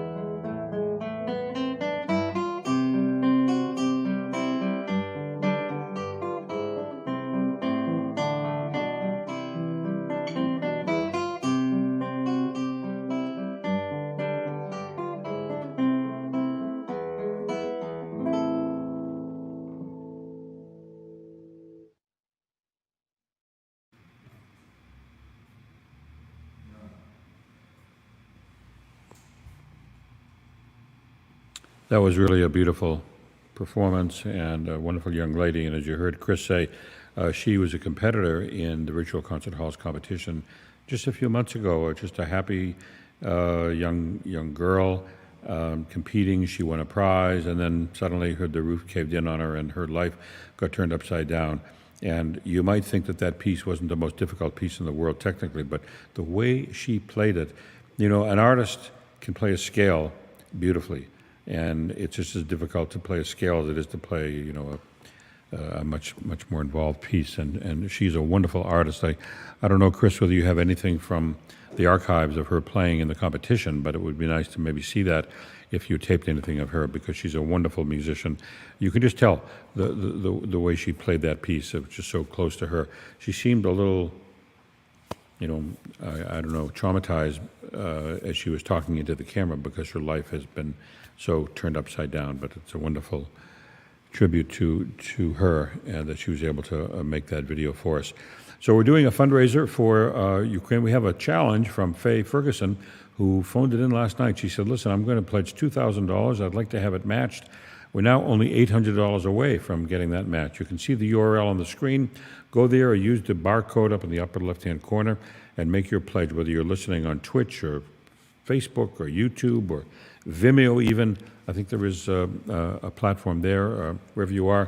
If you'd like to make a comment, just go to the chat box or whatever the platform is, and that'll come directly into our studio in Vienna, Virginia, and we'll put your comments up on the screen. So we hope you'll take advantage of that, because we really would love to hear from you. We'd like to know where you are. Are you in Europe? We did a kind of a warm-up a few days ago, got a pledge from Paris. So we know that the URL does work overseas. So I'm thankful about that. So if you'd like to make that pledge, just go to that unicefusa.org/streaming, and we'd love to hear from you. Again, only $800 left to go in the match from Faye Ferguson, a wonderful and generous Chicagoan who made that pledge late last night. Chris, you want to come back on, and we'll figure out what we might be able to do next. We have so many wonderful videos to play. Let's choose one. Let's go to one. Are you there, Chris? Hello, Earth to Chris. And let's, if we can, we haven't heard, this is a very short one. It's a VA2. We heard earlier in the stream from Marta Farian. This is her son. Chris, we'll go to VA2. And do you happen to have any archives of the wonderful guitarist we heard? Somewhere looking around? Of her we could probably find some more of her playing. We can find more of her playing. Yeah, definitely. It's really wonderful to hear her play. I don't mean to put you on the spot, because I'm sure it's buried somewhere on the some hard drive somewhere. We'll figure it out. But we also have plenty of other video addresses from all amazing guest artists and other people. So we have a lot to go through, and also in the meantime we'll find some of more of her playing. If you can put a couple together, let's go to VA2, because that's Marta's son. You'll hear him introduce himself. And let's see. I don't think we've heard VA7 yet. Anthony Ginn. A lot we haven't heard. We haven't heard from Irma yet. So we have a lot of our videos to go. Shall we go with number 4, Chris, and hear from, it's a very short one, just about a minute. Let's go to VA4. My name is Roman Forowitz. I'm a resident of Lake Forest, Illinois. I was born in America, but my mother's and father's families all came from Ukraine. This Russian war against Ukraine is very personal to me. I still have family back in Ukraine. Seeing the mothers fleeing with their children from the brutality of the Russian invasion is just devastating. I still remember when I was young, listening to my grandparents talk about how horrible it was living under the repression of the Soviet Union. We cannot let history repeat itself. Please, donate whatever you can using the website address or the QR code listed on the screen. The world needs to come together to help. Long live Ukraine. Бути сильними, робити те, що говорять батьки, і щоб Росія не забирала куски в інших країн. А то ви бачите, зараз є повітряні тривоги, бомби. Вчора кинули ракету Росії біля танкового заводу. Біля нас є аеропорт, і ми дуже боїмося. Будь ласка, підтримуйте нас і нашу країну, Україну. Я показую свою рідну країну, в якій я залишуся назавжди. Я ніколи не буду її перекривлювати і буду її завжди любити своїм серцем. Hello, my name is Irma de Jong. I'm from the Netherlands, but I live in Italy, so I greet you from Italy. And this is my home, my workspace. I'm here most of the time. And since I was 17 years old, I've been living in many different countries in Europe, which meant getting used to new habits, learning a new language, discovering the nature of the people, what they like to eat, what they like to do. But you know, it was always a free choice. I was never fleeing and I was not a kid anymore. Today we're here to contribute to UNICEF and its excellent work for the Ukrainian children. It's a child's birthright to grow up in a safe place, have a home, and be surrounded by family and people that love them. So we need everyone's support and solidarity. I was touched to see the graphics that were created for this supportive event. And I saw a sunflower, and it reminded me of a story that I read from a diary of a refugee that I follow in my Dutch online newspaper. And she wrote, "Many children will now miss their fathers, and mothers and grandmothers inspire each other with tips on social media. For example, many Ukrainian children are now making crafts with sunflowers, intended to support Daddy." It really touched my heart. I was also wondering why the sunflower, and I discovered that throughout Ukraine's history, the flower has been used as a symbol of peace. And now it has become the symbol of resistance against the country's invasion.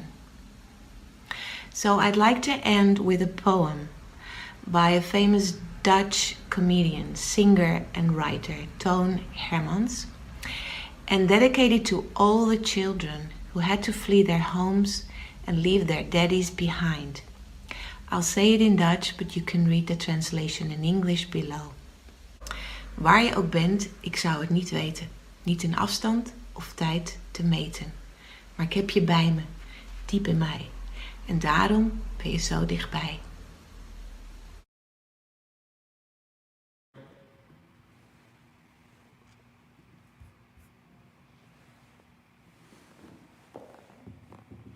Well, thank you very much, Irma, for that.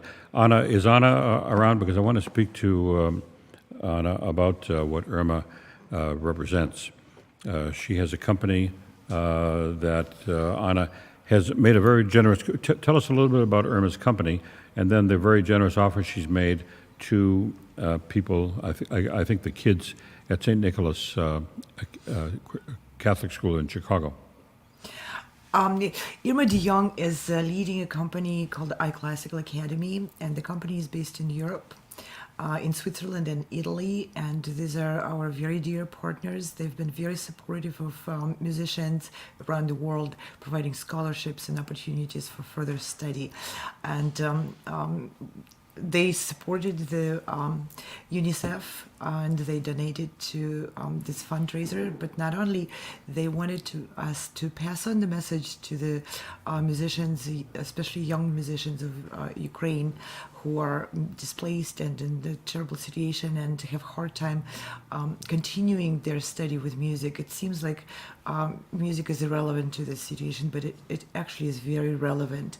There's a lot of practical need, a lot of basic needs, but also the hearts and souls and feelings of those children are really important, so that they don't come out of this situation as traumatized as they would if they can hold on to their beloved subjects which they were studying before the war happened. So iClassical Academy asked me to pass along a message to the parents and young musicians that they're extending scholarships of opportunities for them to continue their study of music wherever they are, and in particular they are inviting musicians from Chicago and Illinois to apply for those scholarships and to receive the help. You don't have to give up music. You can continue learning your instruments, enjoy and express your feelings through this medium. So this is the message from iClassical Academy and Irma de Jong. If anyone listening wants to take advantage of those scholarships, I'm going to actually give out my email address, and you can contact me directly. Or unless, Anna, you think maybe it should be, it can be mine, it doesn't really matter. But don't put my email address on the screen. But it is steve@newmediaproduct.com. And if anybody heard that and wants to take advantage of the scholarship offer that Irma de Jong and iClassical Academy has put forth, we urge you to do that. And maybe we can put the URL up on the screen so that people can go and see what iClassical is all about. Can someone put that up Let's there see if, so that we can go to that? There it is. No, this is the Right. where people can donate to UNICEF for their effort in Ukraine, and we'll prepare there it is. You Yep. can see the website address for iClassical Academy, and see what the work is doing. They are supporters of education, classical music education for everyone. Yes, well, we thank Irma for that. It was a very beautiful video. In case anybody, I wouldn't mind running it again, actually, if someone is just tuning in the middle of our talk and wondering what Irma's all about. Can we repeat that video that we just saw Let's repeat from Irma? the video, and Yeah, let's this do is it.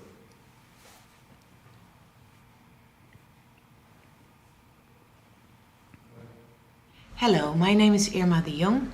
I'm from the Netherlands, but I live in Italy, so I greet you from Italy. And this is my home, my workspace. I'm here most of the time.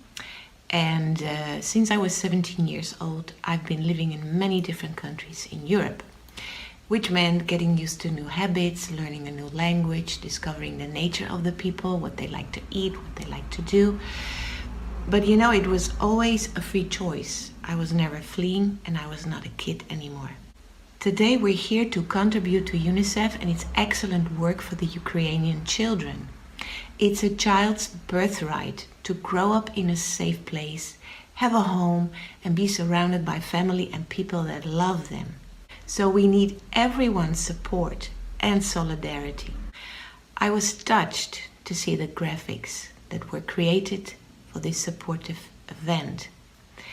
And I saw a sunflower, and it reminded me of a story that I read from a diary of a refugee that I follow in my Dutch online newspaper. And she wrote, "Many children will now miss their fathers, and mothers and grandmothers inspire each other with tips on social media. For example, many Ukrainian children are now making crafts with sunflowers, intended to support daddy." It really touched my heart.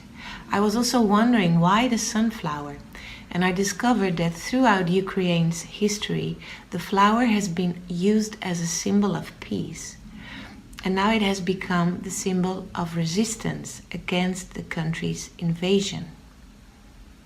So I'd like to end with a poem by a famous Dutch comedian, singer and writer, Toon Hermans, and dedicated to all the children who had to flee their homes and leave their daddies behind. I'll say it in Dutch, but you can read the translation in English below. Waar je ook bent, ik zou het niet weten. Niet in afstand of tijd te meten. Maar ik heb je bij me, diep in mij. En daarom ben je zo dichtbij.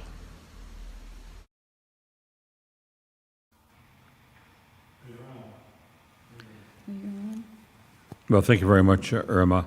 And again, if anybody wants to take advantage of the challenge, not really a challenge, she's just making available some of the wonderful master classes that iClassical has of wonderful artists, cellists, pianists, violists, the whole schmear. And you can learn quite a bit from taking any of those courses. So we're here.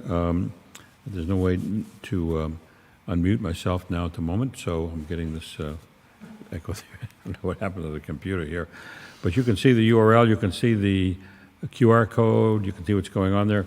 Anybody back in Virginia want to come on and we'll decide what to do next. There's the code, and I'm happy to announce that the goal is really very close. I'll tell you exactly where it is, Anna. We only need $500 to reach the goal of the $2,000 match that we got from Faye Ferguson earlier in the day, which is really terrific. So we're here and we can play more videos. We have some that we haven't seen. I was wondering, Anna, whether we can go to the video from Victoria. Oh, no, we've seen her. Maybe Corey Warfield. I haven't seen his. That's VA8, and we also haven't seen VA7. And these are individuals who have posted videos for us to inspire you to go to that website, unicefusa.org/streaming. Can we get those two up, Anna, and maybe go to those next? Absolutely. And we still have more addresses and videos coming in. So down the road in our long 18-hour marathon, there will be more videos and more addresses sent to us from around the world. So please stay with us. And yeah, let's go to the next one.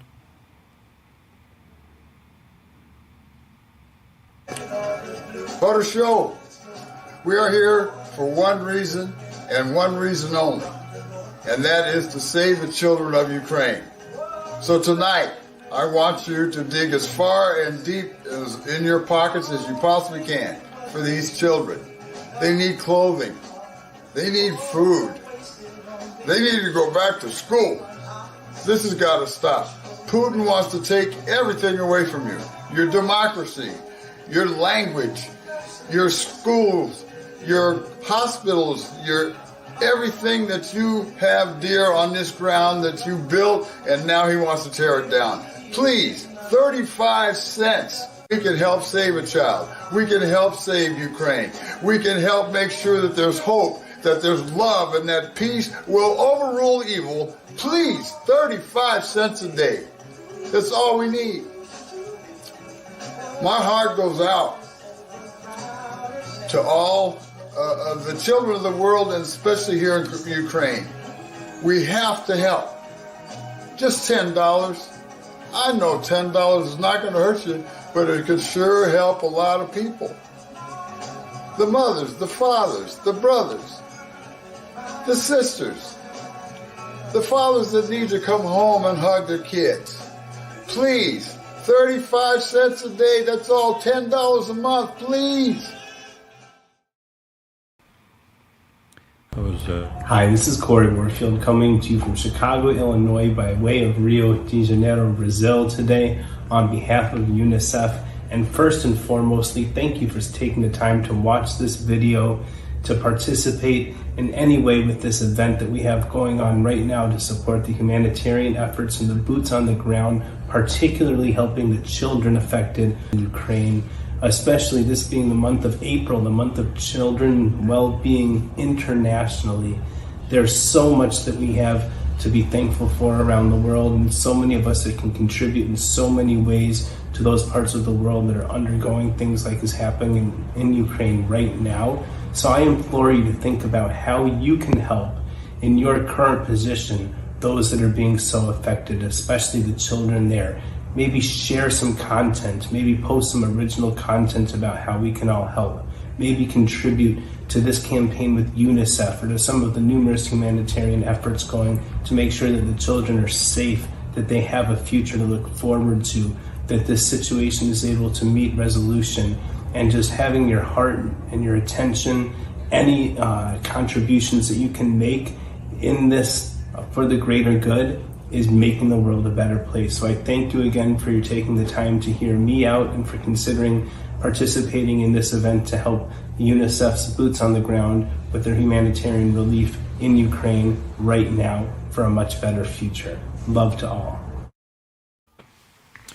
Corey, thank you very much. We appreciate your comments and urging people to go to that URL. We had a challenge of $2,000 from Faye Ferguson, and we're 3/4 of the way to it. She pledged $2,000, and she said, I need to have it matched before the morning is over.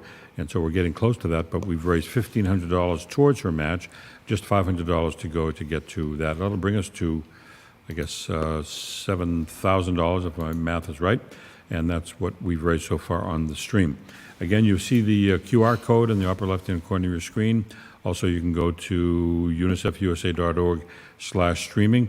We get your pledge instantaneously. We won't mention the amount of your pledge or your name if you don't want, just your first name. That's not really the point. The point is not how much you give, but it's how many people watching on Facebook or YouTube or Vimeo or YouTube, did I say YouTube? LinkedIn and Twitch can contribute. If you're watching on Twitch, we had a bunch of Twitchers in this morning, and we got a flurry of messages and some contributions from the Twitchers. But if you're on Twitch, twitch your way over to the URL that you see on the screen and make your contribution. I used to have a Twitch myself, but it went away, thankfully. But Twitch is an amazing platform. I've been there. Actually, we produced, Eric and I, the first classical music stream ever heard on Twitch, and it disappeared pretty quickly, but there it is. So Twitchers, unite and come to that stream. If you'd like to leave a comment on Twitch, make it on the chat box in Twitch. It'll go directly to our broadcast center in Vienna, and we'll get your comment up on the screen. So let's try for that. We have another, what we call a collage video from UNICEF. This whole pledge drive is for UNICEF and the work they're doing. Wonderful Beth McCostlin was here earlier today. Beth is the head of the Midwest region of UNICEF, and she's based in Chicago. She was really terrific, and she was a former Army person herself. She served in Iraq before joining UNICEF 10 years ago, and she told me that they have about 120 people on the ground in Ukraine. UNICEF has been in Ukraine not in the past 8 weeks. They've been there for 25 years. They're in 190 countries around the world, but right now a lot of the focus, as you can well imagine, is on Ukraine and trying to mitigate some of the horror that's there. We've heard from some kids who've made tapes for us, and it's quite moving. And now we're going to go to a video that UNICEF has put together, and we call it number 10. Yes, Auntie, it's number 10. If we're ready with that, I'm going to urge you once more, we have just $500 left on a $2,000 challenge, just $500 left. As soon as we get to that 2,000 mark, then that money that was pledged by Faye Ferguson is good. So we urge you to go to that URL. You see the QR code. You can also go to the URL, which is www.unicefusa.org/streaming. There it is on the screen. You type it into your browser, and it'll take you right to a website where it takes about a minute, quite frankly, to make the pledge. I've made a few myself to test it out. Don't tell my wife because we're going broke doing it, but it comes from the heart, and it all going to a good cause. And we hope you'll go broke yourself going to that site. Not really. Any amount will do, $1, $5, $10, $1 million, anything in between, because it's all going straight to UNICEF on the ground in Ukraine to help out. So if we're ready, let's go to UNICEF 10.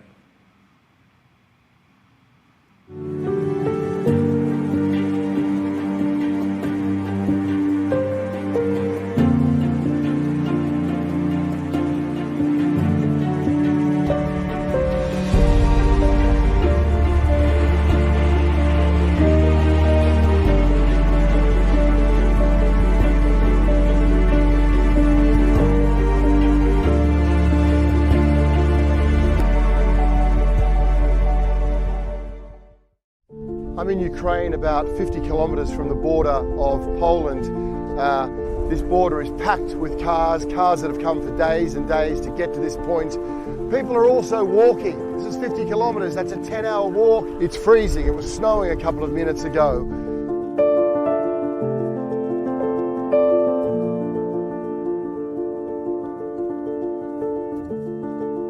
Today has been a day soaked in sorrow, more stress and sadness than I can almost ever remember seeing. I'm just watching all day fathers farewelling their daughters and their sons as they're fleeing across into Poland, husbands farewelling their wives, families being separated. It's gut-wrenchingly sad. But amid all of that sadness and sorrow, then you find places like this where communities rally round, where communities are here from dawn till dusk, cooking food, looking after children, helping people on that journey. That's also what's happening here amid the crisis in Ukraine.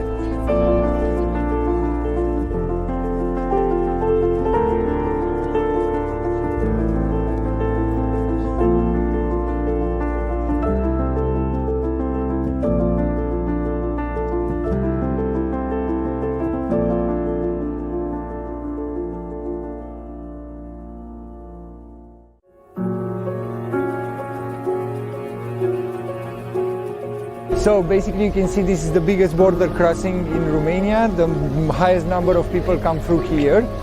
And let me walk you to the Blue Dot and show you what we did. A Blue Dot is a one-stop shop for a range of services being provided to the kids and their families crossing the border here at Siret, from counseling to a warm place to rest and access to Wi-Fi. They're very visible. The UNICEF blue is here. Also, we hung one from the tree. These are the two containers with the resting area. They're well equipped and warm inside.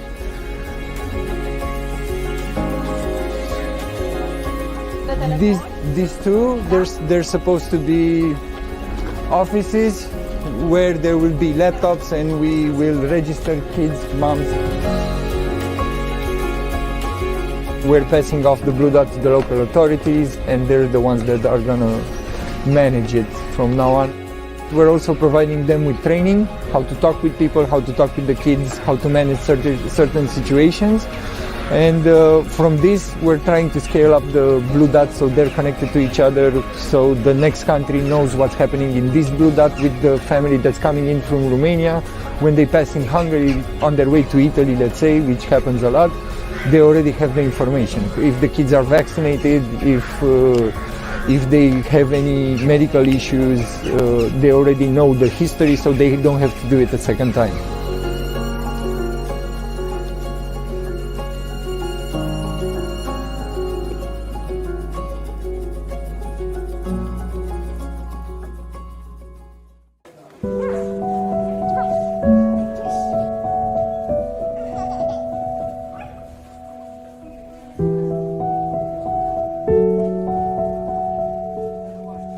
This is full of people who've come, are trying to get out of Ukraine because the conflict won't end. And it's surrounded by toys, by food, by volunteers, by gifts from everyday Ukrainians who just can't do enough. But it's also got kids like Elvira, who doesn't know where she's from, but knows she loves her hometown, doesn't know which country she's going to, but knows she doesn't want to leave. But while conflict continues, that's the reality. And while that's the reality, we need to support. Thank you. Today, 7.5 million children in Ukraine need to find safe water, shelter, and warmth. Show them the world cares. Support UNICEF on the ground in Ukraine.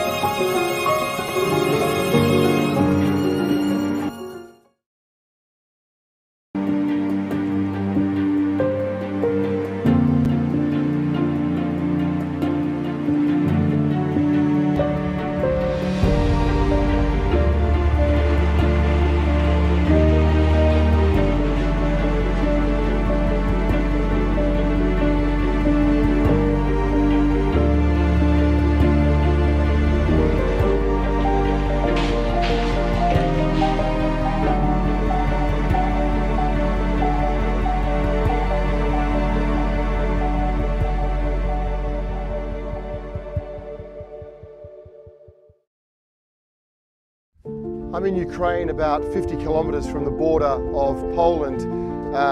This border is packed with cars that have come for days and days to get to this point. People are also walking. This is 50 kilometers, that's a 10-hour walk. It's freezing, it was snowing a couple of minutes ago.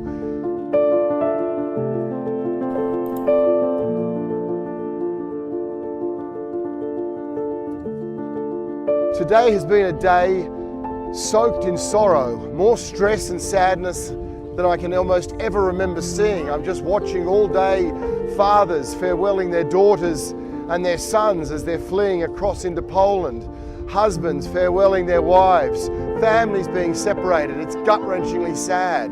But amid all of that sadness and sorrow, then you find places like this where communities rally round, where communities are here from dawn till dusk, cooking food, looking after children, helping people on that journey. That's also what's happening here amid the crisis in Ukraine.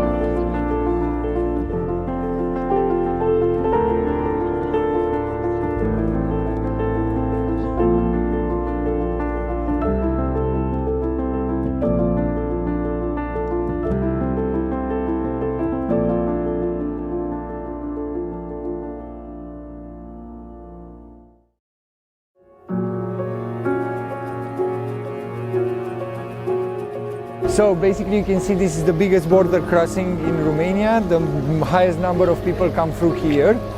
And let me walk you to the Blue Dot and show you what we did. A Blue Dot is a one-stop shop for a range of services being provided to the kids and their families crossing the border here at Siret, from counseling to a warm place to rest and access to Wi-Fi.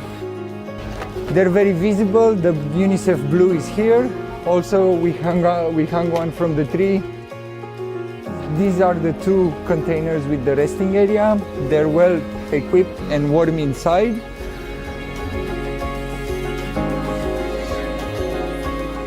These two, they're supposed to be offices where there will be laptops and we will register kids' moms.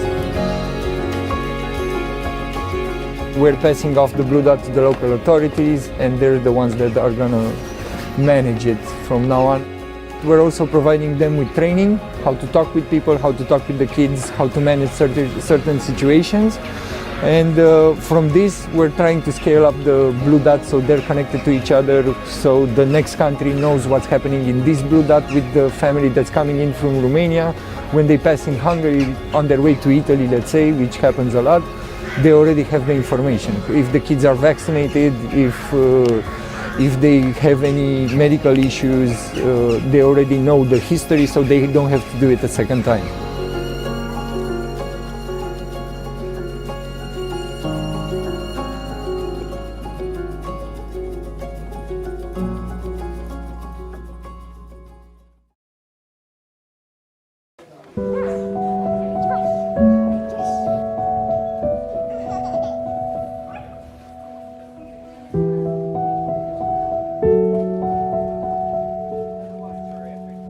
At a day when conflict just continues across this country, these are the faces. I thought it was really useful to come to a place like this to see where are those people who are fleeing. This is full of people who've come, are trying to get out of Ukraine because the conflict won't end. And it's surrounded by toys, by food, by volunteers, by gifts from everyday Ukrainians who just can't do enough. But it's also got kids like Elvira, who doesn't know where she's from, but knows she loves her hometown, doesn't know which country she's going to, but knows she doesn't want to leave. But while conflict continues, that's the reality. And while that's the reality, we need to support. Thank you.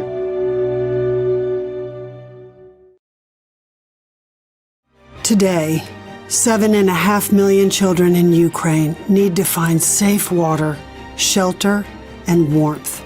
Show them the world cares. Support UNICEF on the ground in Ukraine.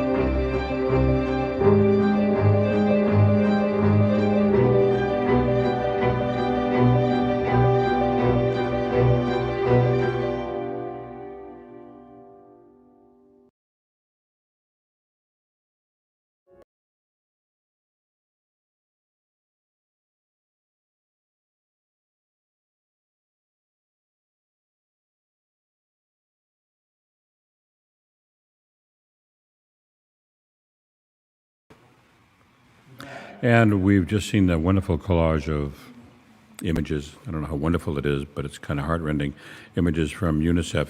And we're, in case you're just tuning in or watching our stream, we are live from the Ukrainian Institute for Modern Art in Chicago, in a section of town known as Ukrainian Village. Chicago has one of the largest Ukrainian community in the Midwest, and the Institute had donated their facility for us to do this 18-hour stream where we're raising money for UNICEF. We're working directly with UNICEF.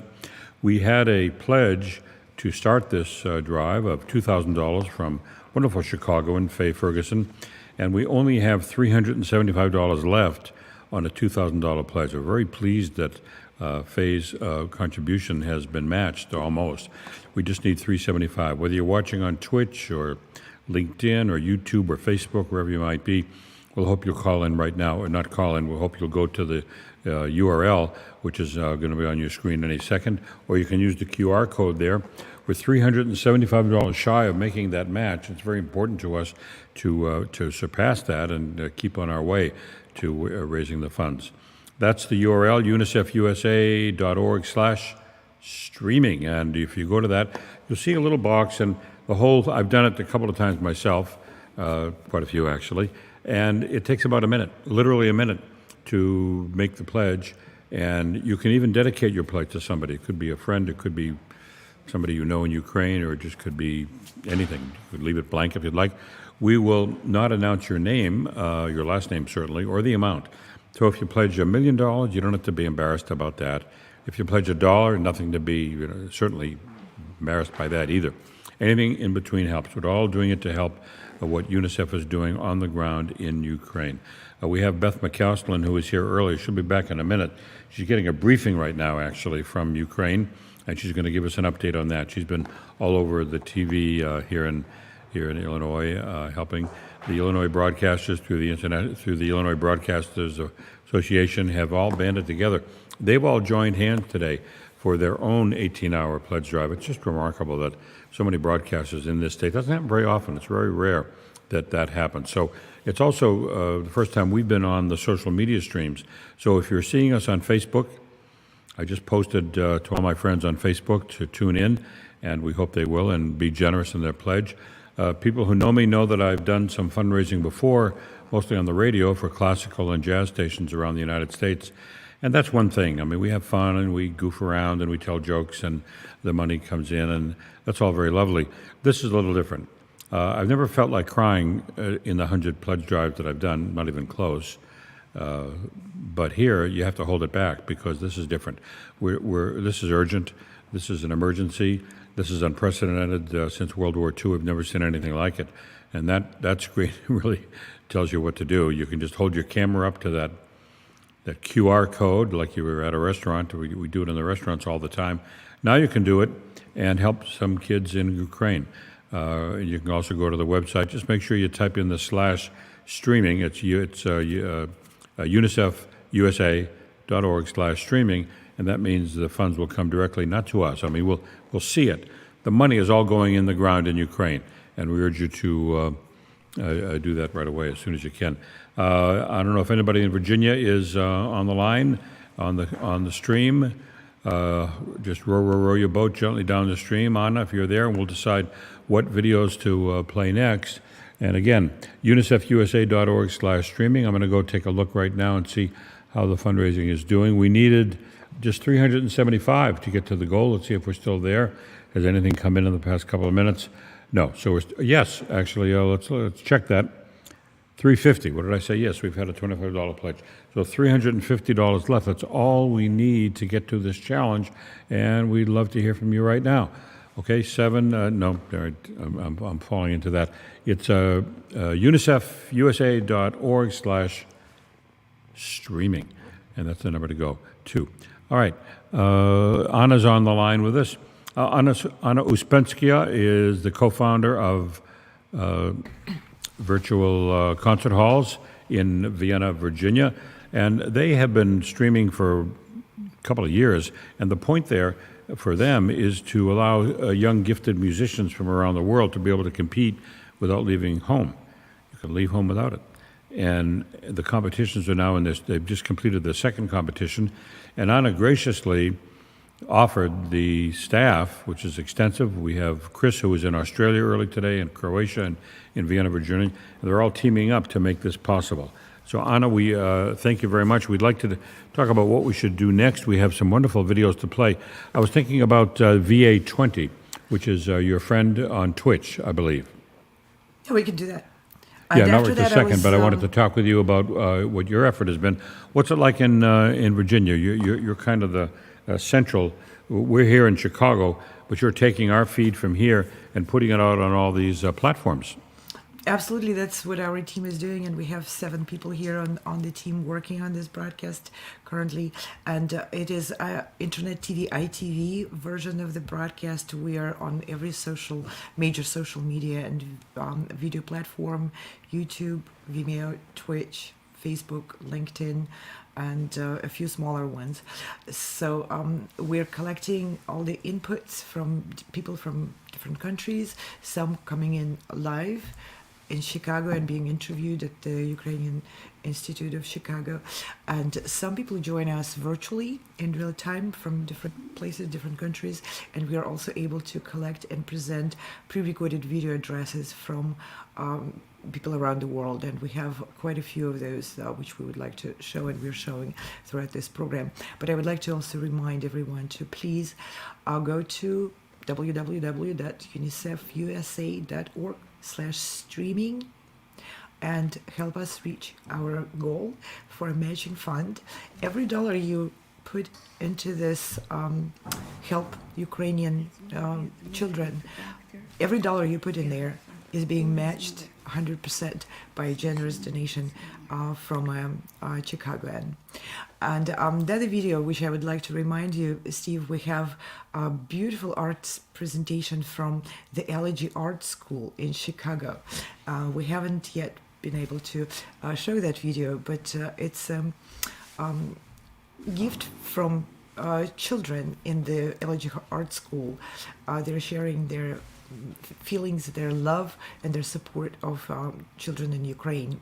So maybe we can show that after VA20. That's a different video address, and then yes. And what exactly is that?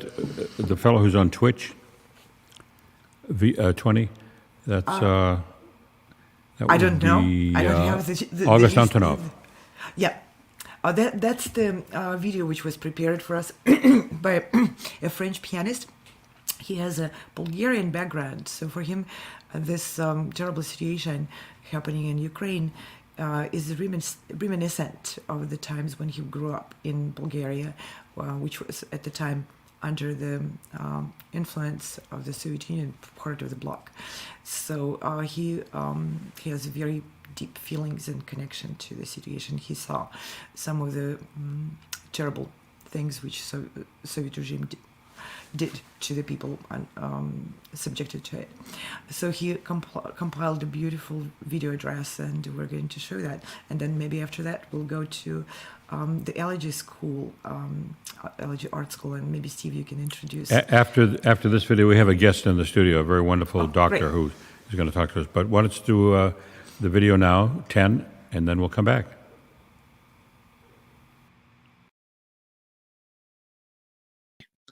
My name is Avguste Antonov. I am a concert pianist and professor of piano in France. I am recording this short video on behalf of the live stream fundraising for Ukraine's children. I never thought in my life that I would see a war. I would see such crimes, a genocide in the 21st century. And that's exactly what's going on in Ukraine. Putin and the Russian army invaded an independent country simply because they didn't like that Ukrainians were thinking for themselves. They didn't like that Ukrainian children were living free.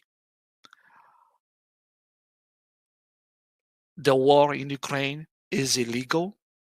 It's a crime against humanity. It's a crime. It's a war crime, and Putin needs to be stopped now, not tomorrow, not in 2 weeks, not in 4 months, but now. And Ukraine's children are probably I'm gonna say this, are probably suffering, suffering the most. It's mind-boggling. It is sad to see kids being displaced because of a war that nobody asked for. Kids being separated from their families, whether it is because the parents are fighting in the Ukrainian army or because they were killed by the Russians. Children are suffering right now, not because of something President Zelensky did or something the Ukrainians did, but because of Putin. I encourage you, I beg of you to donate to UNICEF for Ukraine's children. They need our help. They need your help. Thank you.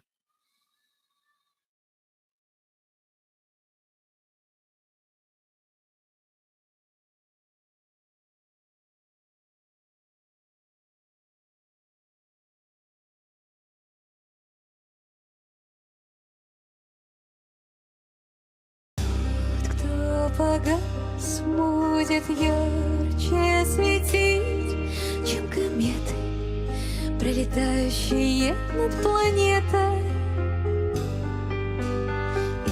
Из пустоты, без твоей красоты, не родится юностью умная птица.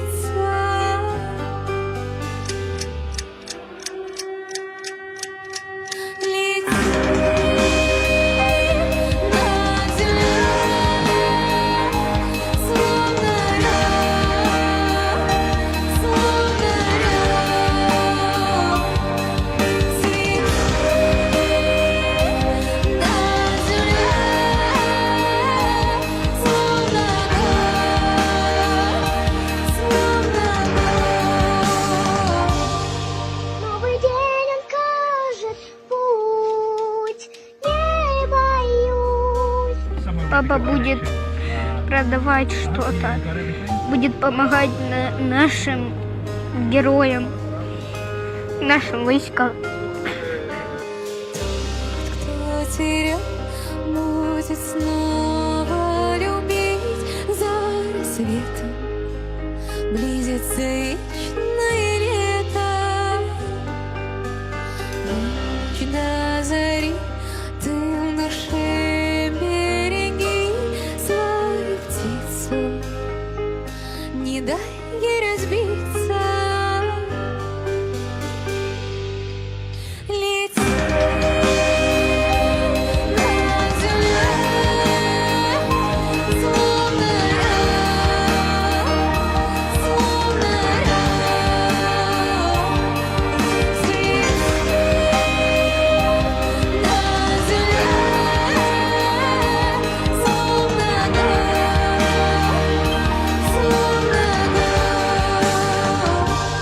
Ты молодец, Володь. Мы именно этого и хотели, и ждали от тебя.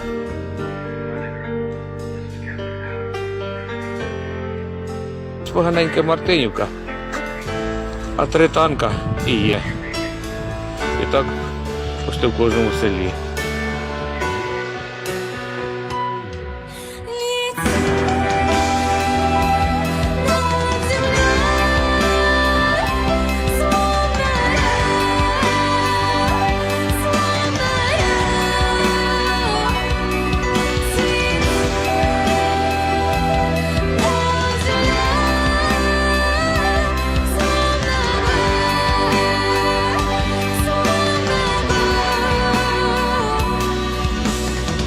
close the sky over Ukraine.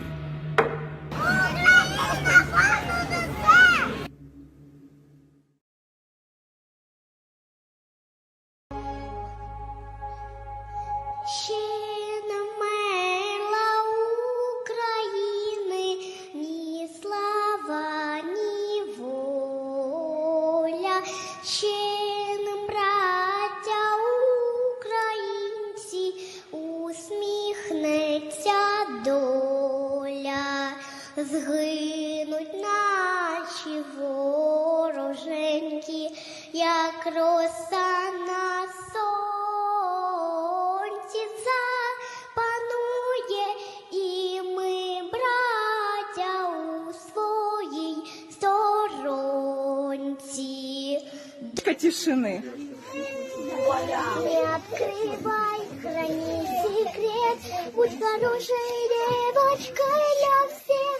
Закрой все чувства на замок, навечно отпусти и забудь, что прошло уже не вернуть. Отпусти и забудь, новый день он кажет путь. Душу и тело мы положим за нашу свободу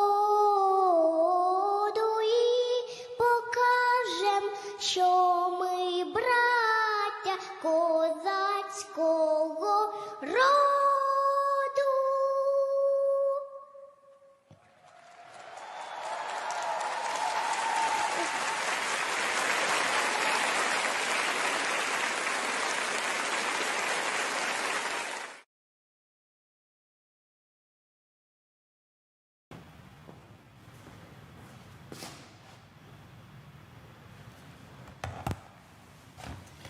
Yes, here we are back, and I have a wonderful guest with me.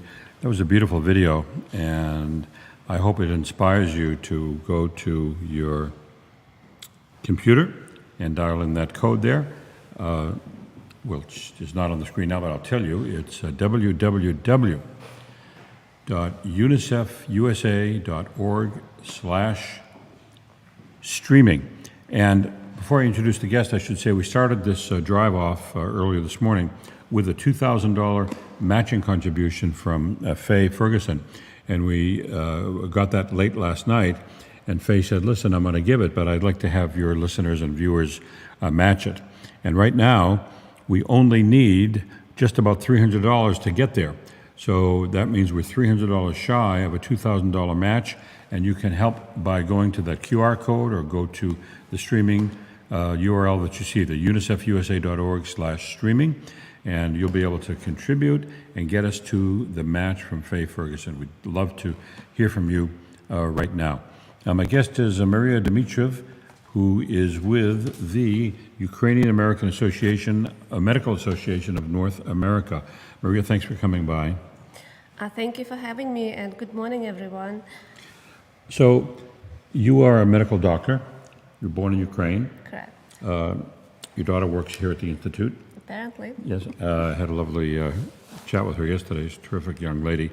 And you're a general practitioner? Correct. But you're also with this medical association. Tell us about what they're doing, because from what I've heard, it's rather extraordinary. Yes, so it's a bunch of doctors that so the organization itself is over 70 years old. Initially, the goal was to kind of educational, to get to know each other. It's the Ukrainian Medical Association of the whole North America, so it's not just Chicago, we're just one chapter of that huge organization. So we're mostly about the education, helping with a small project, but never anything on this scale. So when the war broke out, we, few of our leaders, the team leaders got together and decided that we gotta do something to help with all the atrocities and destructions and pain and suffering that's going on. So we started small with collecting medical supplies and Dr. Gordon's garage, and then eventually everything came together. We got the warehouse, the trucking companies helping, Embassy of Ukraine here in Chicago helped a lot with organizing the logistics. So long story short, 2 days ago, plane number 3 of medical equipment, supplies, first aid, cargo left Chicago for Ukraine. Third plane. Correct. And the medical, is this medicine as well as medical equipment? Everything that this load and the load before actually included ambulance. An ambulance. So, and as in every aspect, once you start doing something, people see that you are involved and they are looking to pitch in, to bring in, to donate, to give their efforts to be part of this project. Because by yourself, let's say if I wanted to do it as a doctor, I doubt I would be able to sponsor ambulance or anything of that scale. Right. Once you get together with other people that have different talents and different connections and interests, it just becomes like sky is the limit. And other medical supplies coming in from all over the country to Chicago? Correct. So we're getting it from California, from Oregon, from East West Coast. We actually started working with Polish-American Medical Society. We were contacted by different medical organizations like Chicago Institute of Medicine, Lithuanian doctors reached out. It basically is becoming global. And then, of course, we need to work with suppliers in Europe, so and of course in Ukraine. So the supply, as of now, going to Ministry of Health in Ukraine. So they were also helpful with making this flow, because the biggest issue now is having it stopped at the border. So a lot of people sending a lot of stuff, but the transporting through the border, as you know, no planes are flying to Ukraine as of now. So it all has to go through the border with Poland. And so working with Polish people has been instrumental to get this all transferred. So yeah, that's the little scoop. I mean, we've been having hundreds of volunteers from whole Chicago area. Most of them are medical people, but a lot are not, just because we also need people moving boxes and wrapping everything and sorting everything. And so it's just amazing to see this big group of people that came after their day jobs, working another 6 to 8 hour shift without stopping, just maybe for water break. It is just overwhelming. So you started collecting in a garage. Correct. And before too much time elapsed, because it's only been 7 weeks, yes, you were in a warehouse. Correct. So yeah, it was, I want to mention people by names as Dr. Gordon, Dr. Majhuťák, Dr. Pavelko, and then Serembitsky, Dr. Irina and Yuri. And then so they were original core. And then it was probably a week before the warehouse was donated to us, and we're very grateful to people that donated warehouse and the trucking companies, because for example, I also work at Franciscan Health, which is in northern Indiana, and then I reached out to people there asking for supplies, maybe slightly expired suturing materials, and the next thing I know, the vice president of the whole system, which includes many hospitals, reached out that they have around, initially it was 50,000 pounds, but then it became 100,000 pounds of different supplies from different hospitals. And it was all between Monday and Friday where it was actually collected and palleted and being delivered to the warehouse. So that's how everyone came together, and quickly, I believe a lot of kind of administrative, bureaucratic items had to be dropped for it to actually happen, and everyone worked overtime. And so these supplies are coming not from Ukrainian hospitals or Ukrainian clinics or anything. It's coming from all over the place. I mean, everybody's pitching in to help, not just Ukrainian, which is wonderful. You mentioned Poland, and Poland really is taking in so many people. Yes. They're real heroes in this disaster. Absolutely. Again, I don't know where Ukraine would be if we didn't have Poland as a neighbor.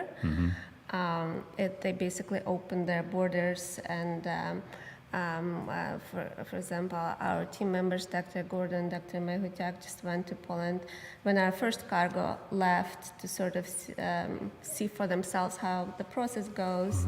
They visited refugee camps. They were just, it was very emotional for them.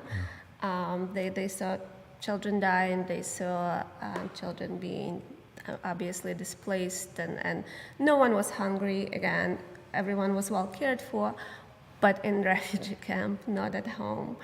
All of those families are separated. There's the collective kind of grief.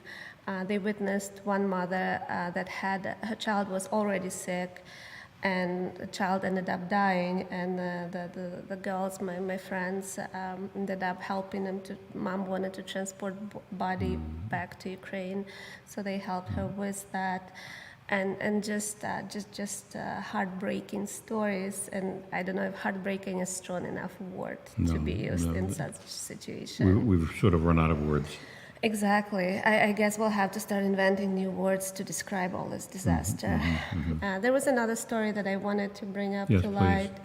Right after the beginning of this horrible war, first days of March, my friend from here, and a lot of Ukrainians know her, Julia Skubida, her classmate was evacuating from Kyiv, so she's originally from Kyiv. And so it was mom and two children, and their convoy was shot at. So the Russians were shooting at the cars. It was 39 cars. So they stepped out of the car and then just put their hands in the air, asking not to shoot because it's just women and two children, while they were shot at their arms. So their arms were shattered, and then Julia called me panicking. It's like, my friend, she survived, and the kids survived, but she had basically, her arms were shattered completely. Like, how can we help her?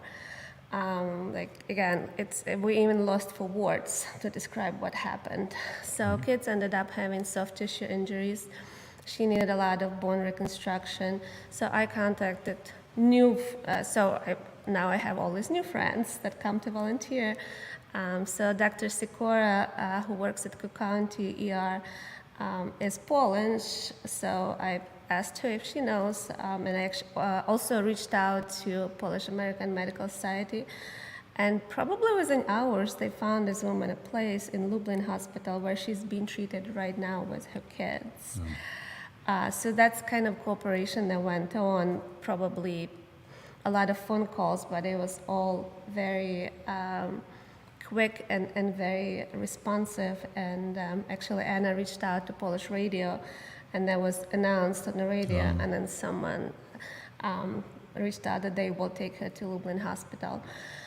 So that's the story. That's a little scoop, but it's just, and those are, it's a heartbreaking for me to get all these first-hand stories. Of course, I'm reading media and news and seeing what the big guys of this world are saying and thinking, but I mostly talk to my patients, I talk to my friends, and people that are back in Ukraine. I have family back in Ukraine. You do? It's just, I don't even need to see the news. I know what's happening firsthand. Yeah. Well, that's, just a difficult situation. But you're doing your best to help, and that gives you some comfort we're all, you sit here sort of helpless in America, living the life that we do, and you read about this, and you're doing quite a bit to help. Thank you. Yeah, all of us.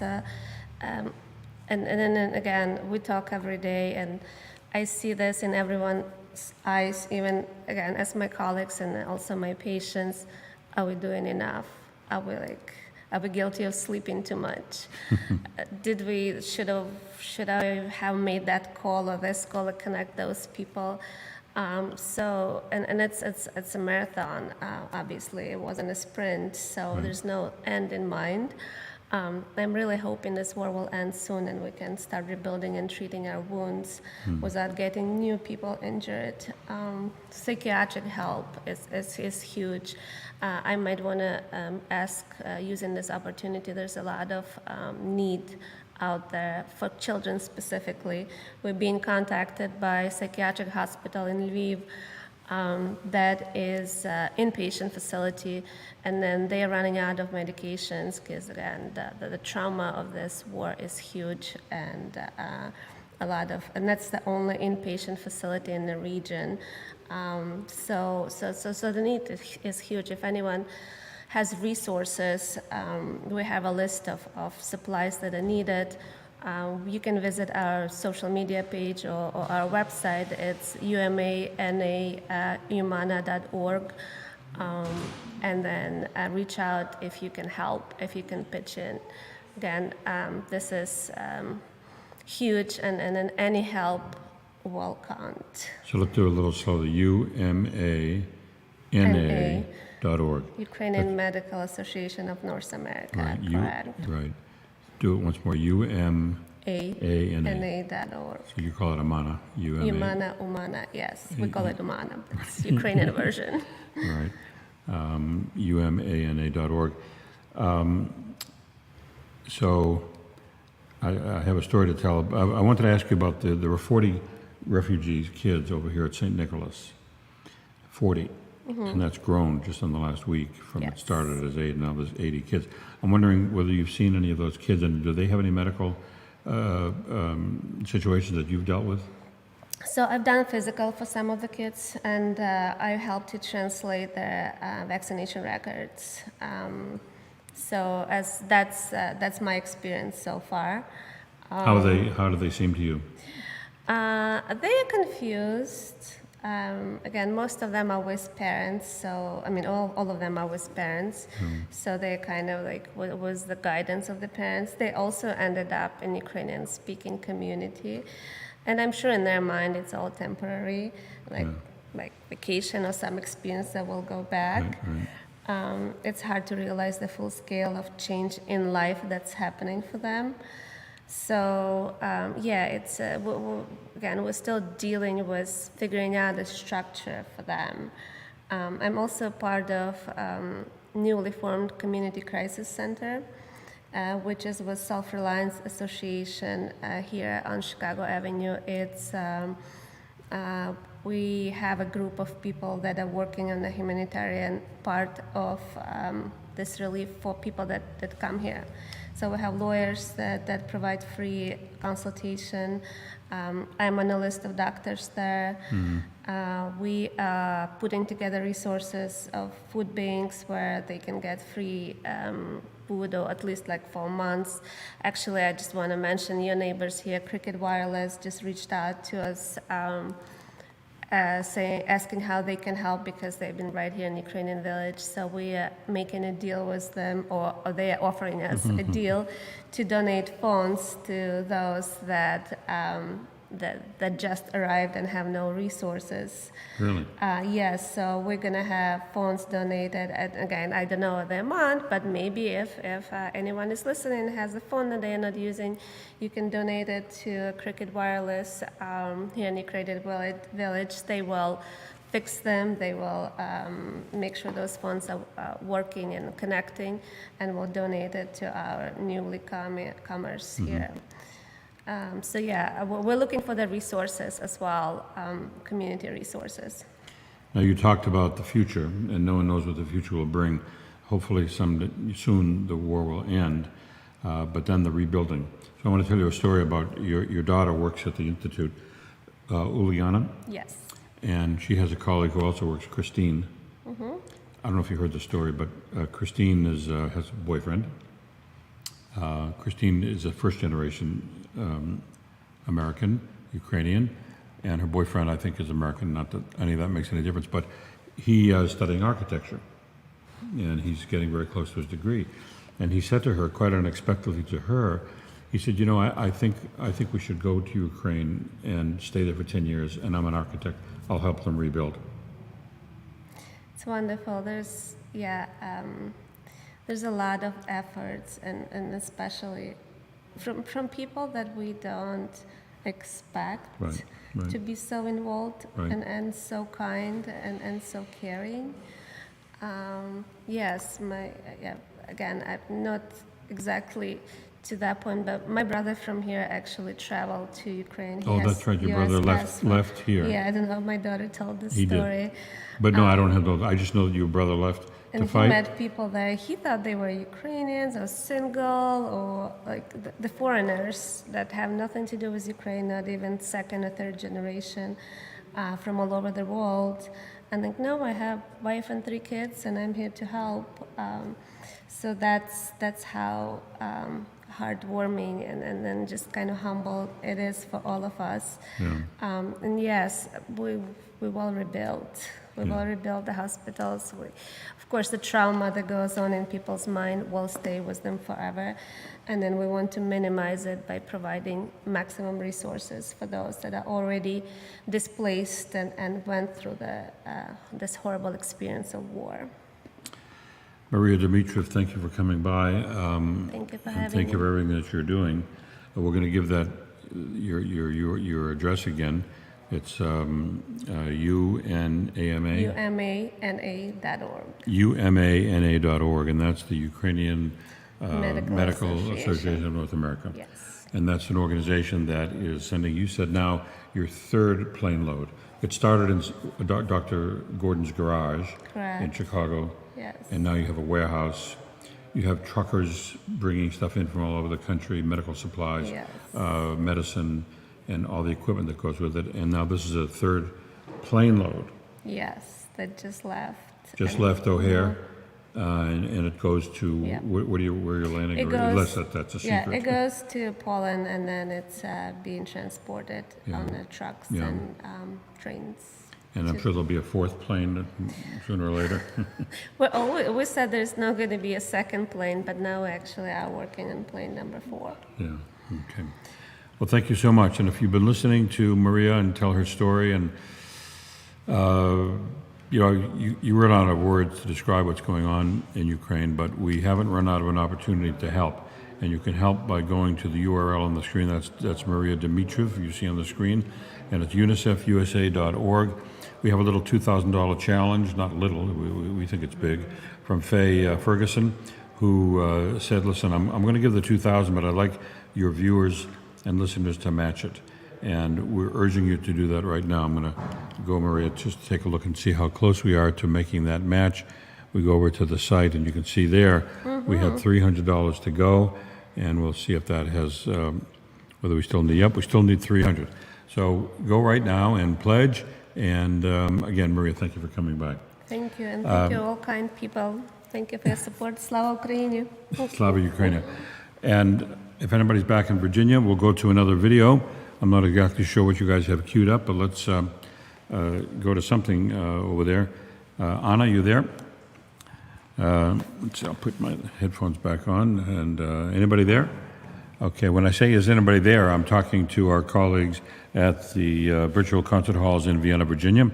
We're in Chicago at the Ukrainian Institute of Modern Art, and we are transmitting to Vienna. We're feeding that to Vienna, Virginia, and where Anna Uspensky and her staff are also distributing it to the major platforms, social media platforms, YouTube and Vimeo and YouTube and everything else.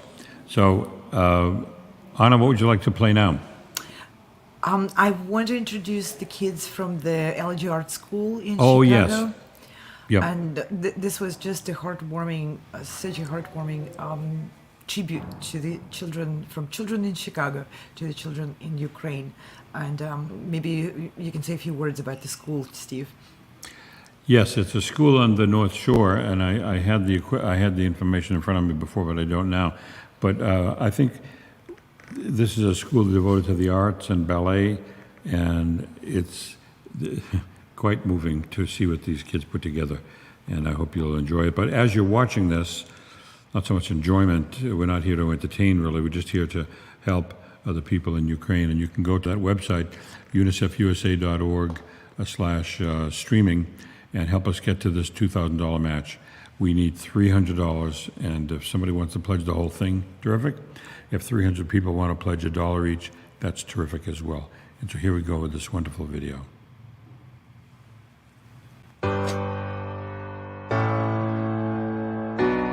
Ooh.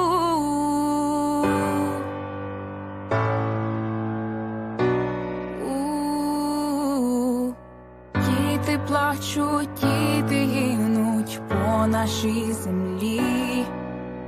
Що ж таке на цій планеті коїться, поясни. Молись за нас, поки живі, як не стане нас, продовжуй йти. Облога триває, а ми просим, світе, поможи.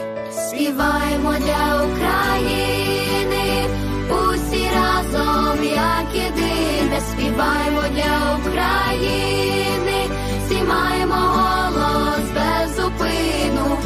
Від Харкова до Львова, з Києва до Одеси, для України співаємо.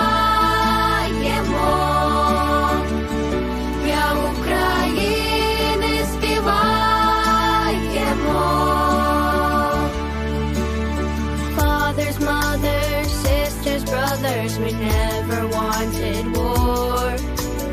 Under attack, but we're fighting back. It shakes us to our core.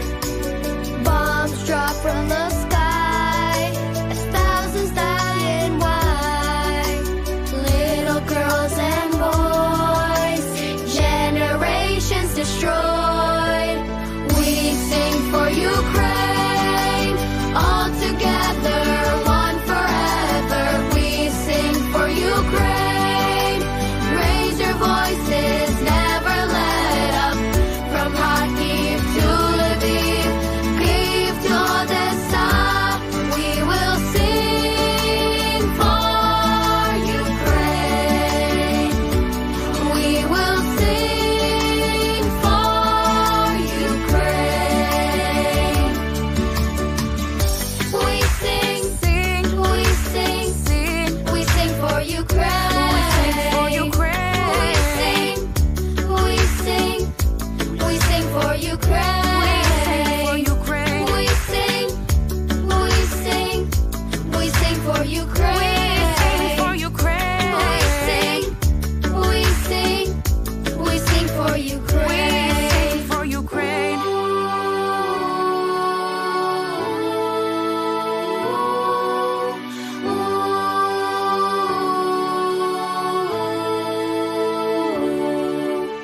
We sing for Ukraine, all together, one forever.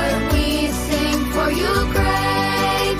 Raise your voices, never let up. From Kharkiv to Lviv, Kyiv to Odessa, для України співаємо. Для України співаємо. We will sing for Ukraine. We will sing for Ukraine. Always for Ukraine. Ooh.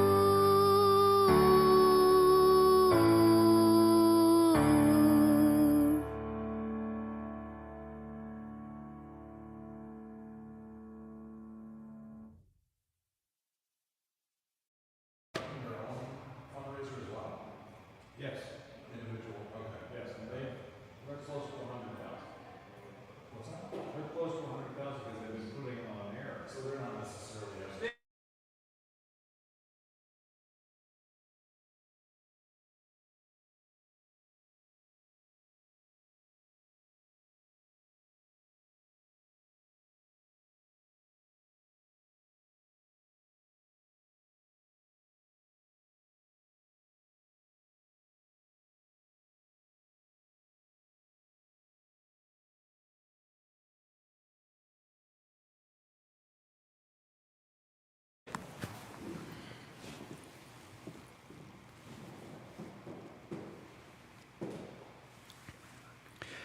Well, welcome back to the live stream from the Ukrainian Institute of Modern Art here in Ukrainian Village in Chicago. We're here for 18 hours and we're raising funds for UNICEF and the work, the incredible work that they're doing in Ukraine.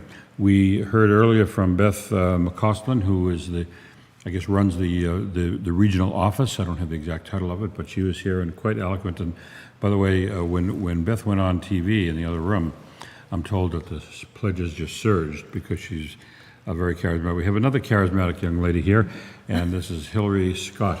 Hilary, welcome to the stream. Thank you so much, Steve. Thanks for doing this. Okay, get a little closer. Okay. Yeah. Now, Hilary, you are the board chair of the Chicago, or the regional office.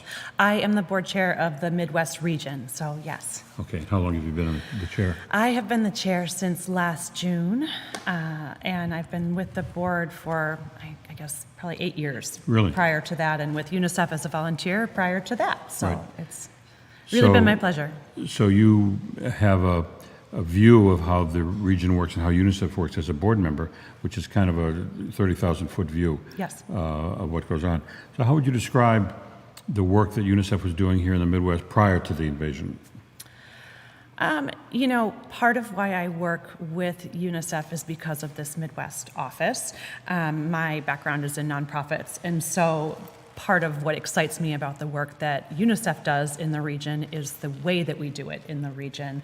We have really talented staff and just a crackerjack team that in fact has sort of become a model for all the regions, the UNICEF regions in the United States. So in that way, it's a really light lift as a volunteer. That's the sort of thing that makes it easy for me to want to be here. And then beyond that, there's the UNICEF piece, which is also, in my mind, a very light lift. It's the best organization on earth serving children, so. Well, to be a board chair of an organization that does so well, as you say, a light lift, not really that light because you have a lot of responsibility as the board chair to oversee the. Beth. Beth takes care of me. Well, Beth is pretty remarkable. She's been on throughout the morning, and she was in I think the National Guard, but she served in Iraq. She did. Prior to coming to UNICEF. She's been with UNICEF for 10 years. So yes, correct. You know, I just said goodbye to her and I shook her hand. Yeah. That's an iron grip she has. Yes. I mean, she's not fooling around. Yes, Beth is so capable on every level. It's always astounding to me, I think, because you see her in these situations where she is very charismatic and well-spoken and warm and feminine, and then at the same time you learn about her time serving, I believe, I think Afghanistan. I'm not sure. Iraq. Iraq. Okay, and it's a remarkable thing. Yeah. She's a tremendous leader for us. So the invasion starts 7 weeks ago, and you're the board chair of a UNICEF regional office covering the Midwest. What happened suddenly? How did it transform itself? You know, we've been busy the last 2 years with pandemic. So we were already, I would say, you'll hear this expression over and over again, drinking from a fire hose, right? And like for all of us, the world has turned upside down. We don't really have our footing, and then this.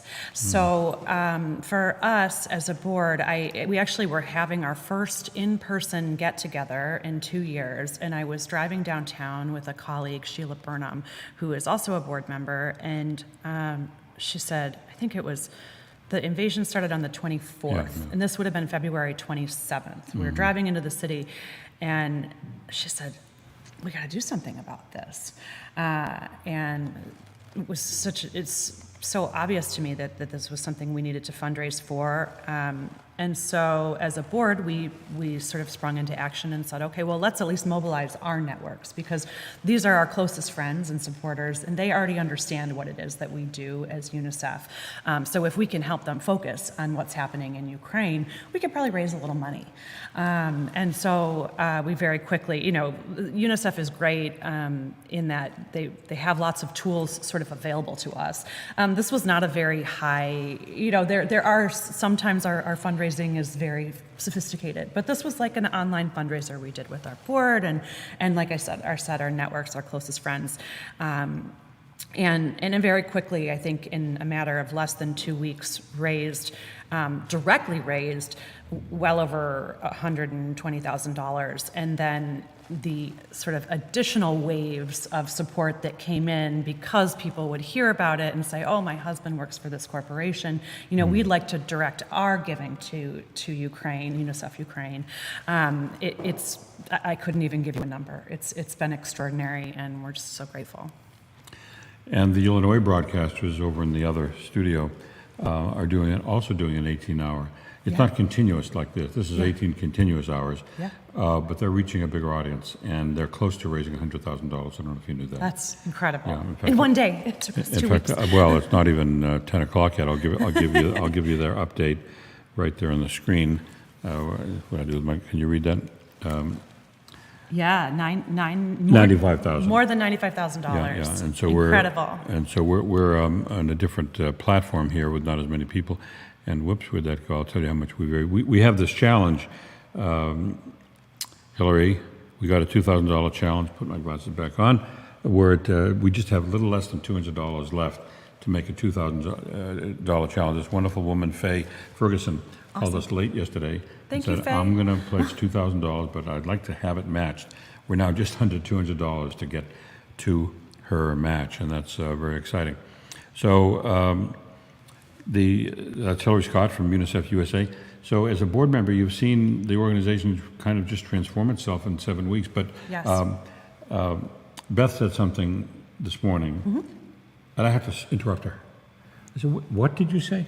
She said that, and you know this, I'm sure, that UNICEF has vaccinated 50% of the children in the world. Yes. In the world. Yes. I mean, that's really our sort of core program. That's what we're known for. Really? And I think the thing that's really challenging for those of us looking at the situation in Ukraine is that as horrific as it is, as overwhelming as it is, and as in the way that it's touched all of us in a different way than some crises around the world have, this need is pre-existing. There are challenges all over the world for children, and so we are in this balancing act of trying to do our existing work, vaccinating the world's children, educating the world's children, supporting governments so that the most vulnerable populations are given the best opportunity to survive and thrive. At the same time as we are working with COVAX to vaccinate the world's sort of healthcare workers and supporting populations against COVID-19, and now in the Ukraine, where things have gone from bad to worse in a very short time. So it's been amazing. Hilary, you said you were involved in the nonprofit world? A little bit, yeah. What sort of work do you do? At this moment, I'm at home with my 2 children. I have 2 teenage boys, which, it's a light lift. And keep you busy. Yeah. And I have wonderful parents who live close to us, and so a lot of family responsibilities at the moment. But most of my work has been in fundraising. I've worked for the Shed Aquarium and the University of Chicago. I pivoted a little bit and did some more kind of direct service work in college access. And I love this city, but UNICEF really has my heart and has in the near term, just because the work that we do around the world is so tangible and so necessary. So they make it quite easy for me, I think, to do this work. So I give what I can in terms of my time to move the needle. I've done a little fundraising myself, and it's a never-ending battle. You write grants, and you go to foundations, and you go to corporations, and yes, I could paper my walls, with the rejection letters, but that's how it goes. And you send out 20 proposals, and you get one, and you're delighted. Yes, right. It's hard to make the case for support for a lot of organizations, and I've tried every different path, just as you. I have probably a lot of rejection letters. I don't put them on my walls. I don't have the self-confidence for that.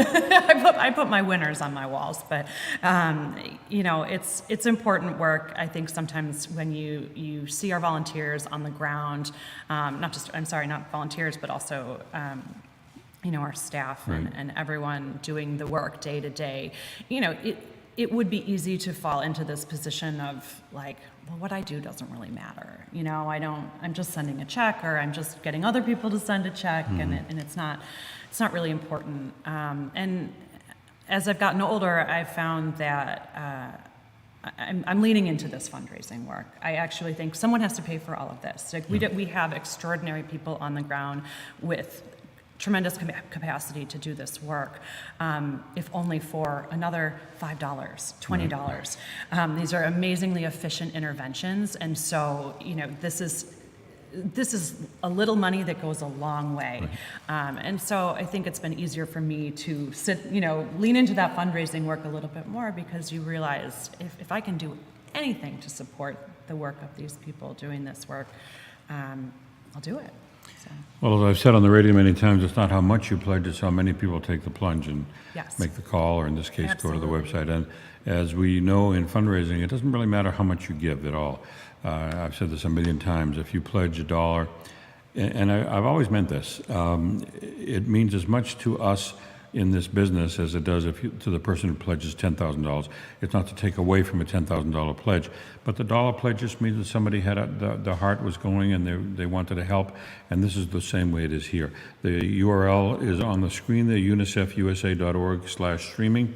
The UNICEF site, the giving part of it is very easy to navigate. As a matter of fact, it takes about a minute, and you can make your donation in someone's name. We get your name and the amount, but we never broadcast that. So you can pledge $1 and be right next.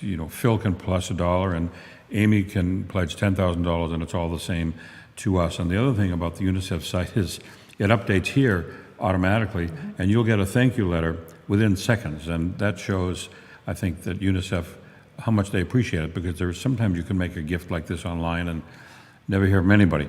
But I've made quite a few to test the site. Thank you. I hope my wife isn't listening, because it's been quite appreciate it. Quite a few tests. Give early, give and, often. And it's just something about hearing from UNICEF literally within seconds. It's a bounce back, and you get a thank you. And you'll be thanked profusely by us and by UNICEF if you go to that site. We'll put it back on the screen. We also have this QR code. Here, I'll move this way. Oh, there it is. Yeah. So if you want to put your phone up, and when you go to the restaurant, you do that, you get the menu. Yeah. Here you do it, and you get UNICEF's giving site. So please do it. And Hilary Scott, from the board chair of this region, we thank you very much for coming by. Thank you so much for having us, and thank you for this tremendous work. I know it makes all the difference. And we're going to go back to see what's going on in Virginia right now. I'll take the off of, anybody in Virginia? Hello there, Earth to Virginia. We're streaming this to a company in Virginia called Virtual Concert Halls. Amazing. And then they take what we're doing here and they're putting it out on YouTube and Facebook and Twitch. Do you know about Twitch? I don't. Your kids do. And another, LinkedIn. So Anna, that's Anna Uspenskaya. Anna is the founder of Virtual Concert Halls right there. They specialize in broadcasting classical music competitions around the world. Cool. And so they're very expert at this. This is all their screen, and that's the split screen, and they can do amazing things over there. And Anna is Russian. She's lived in this country for many years. She was a child prodigy on the piano, and now living in Vienna, Virginia, and has formed this company and is still doing a lot of teaching. Her husband is a cellist, I think, and her son is a Juilliard-trained violinist. But she's Russian, but sent me an email a few weeks ago. Well, Anna, you say, I mean, Anna, as a little kid, vacationed in Ukraine. Mm-hmm. She knows the country like the back of her hand. As she got older, she performed in Ukraine, and this is tearing her up, and she's able to throw herself into this. She has a staff back there of 3 or 4 people. We should introduce them, who have been working on this for about 2 weeks to set this up. So, Anna, I'm going to turn it over. What video should we play? Since we have Hilary from Ukraine, from UNICEF, we should play one of our UNICEF videos. What do you think? Yeah, I think UNICEF video would be the next, but before we do, Steve, I want to urge you to go and check the UNICEF/streaming. There's a little surprise in there, I think. Oh, there's a little surprise? Oh, I think there is. Wait. Let's check that out first. Hilary can't hear you, but she said we have a surprise over here. Oh my gosh. Oh, yes. Wait, what happened? I'll refresh it. We went over the goal. We made it!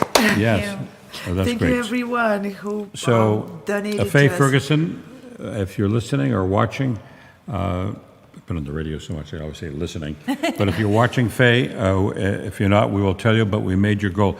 Faye called in at the end of late last night and said, I'm giving $2,000, but I want to have it matched. So we finally matched it. That's very good, Anna. Anna, do you want to talk a little bit about your own knowledge and experience in Ukraine? My experience is embedded in my childhood. Ukraine was part of my childhood. We vacationed through the entire country. I haven't only been to Kyiv many times, or Kharkiv, or Lviv. I've been to many small towns, villages, they're called Khutor in Ukraine, in between. And we took road trips with my family all through my grade school. And I also performed in many cities in there as a pianist.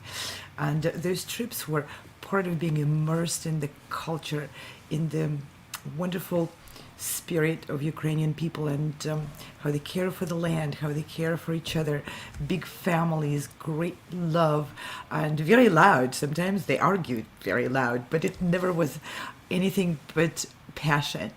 And it's just incredible experience. And with this war, every little name of the Khutor and little settlement brings flashback memories. I remember those roads, I remember those fields.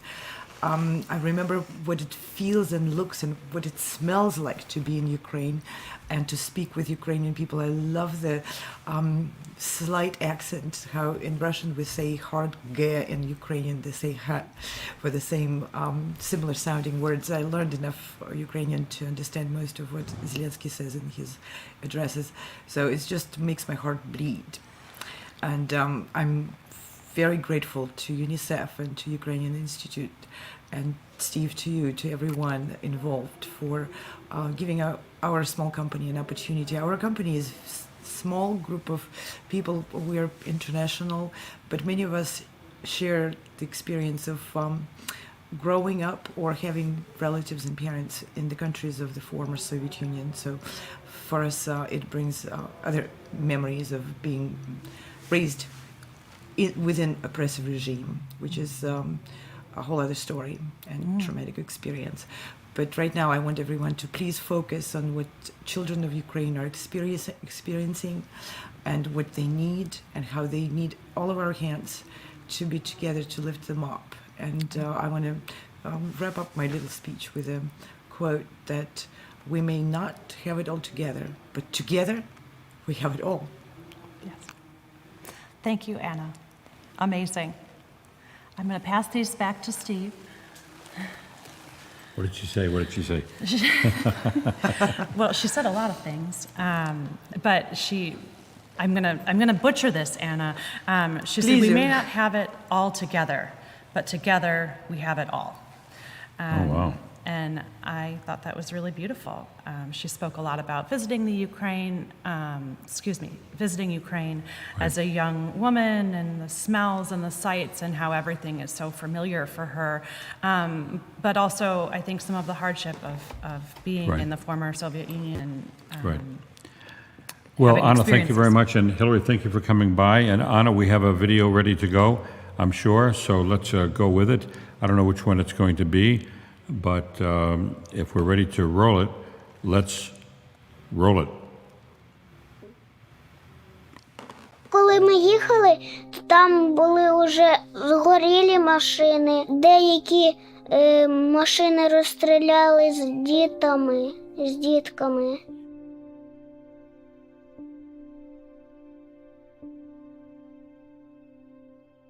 Малий знав, що на нас напали. Я зразу сказав, що війна. І стріляють, бомблять, і треба ховатися. Коли пролетів дуже-дуже низько літак, тоді мені було щось в шлунку погано, я блював. Це був стрес, дуже серйозний стрес.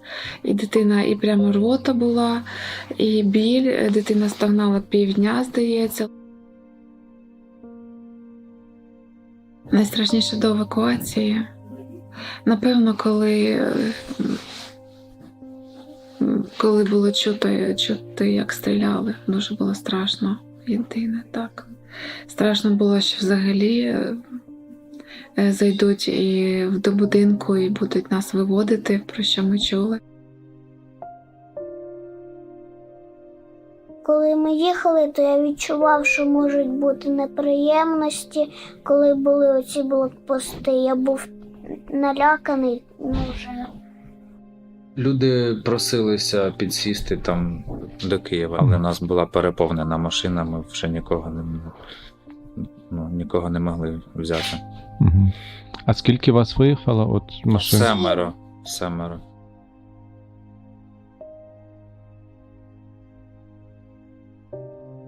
Нас зустріли дуже тепло, нагодували зараз, і як тільки тато відлагодить автомобіль, ми далі рушимо.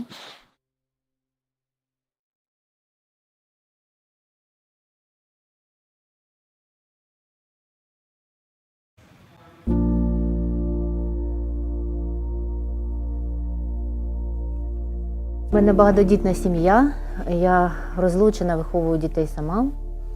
І 3 дітей в мене, у нього тяжка група з аутизму. Вже 10 років ми боремося з аутизмом, вже більше 10 років.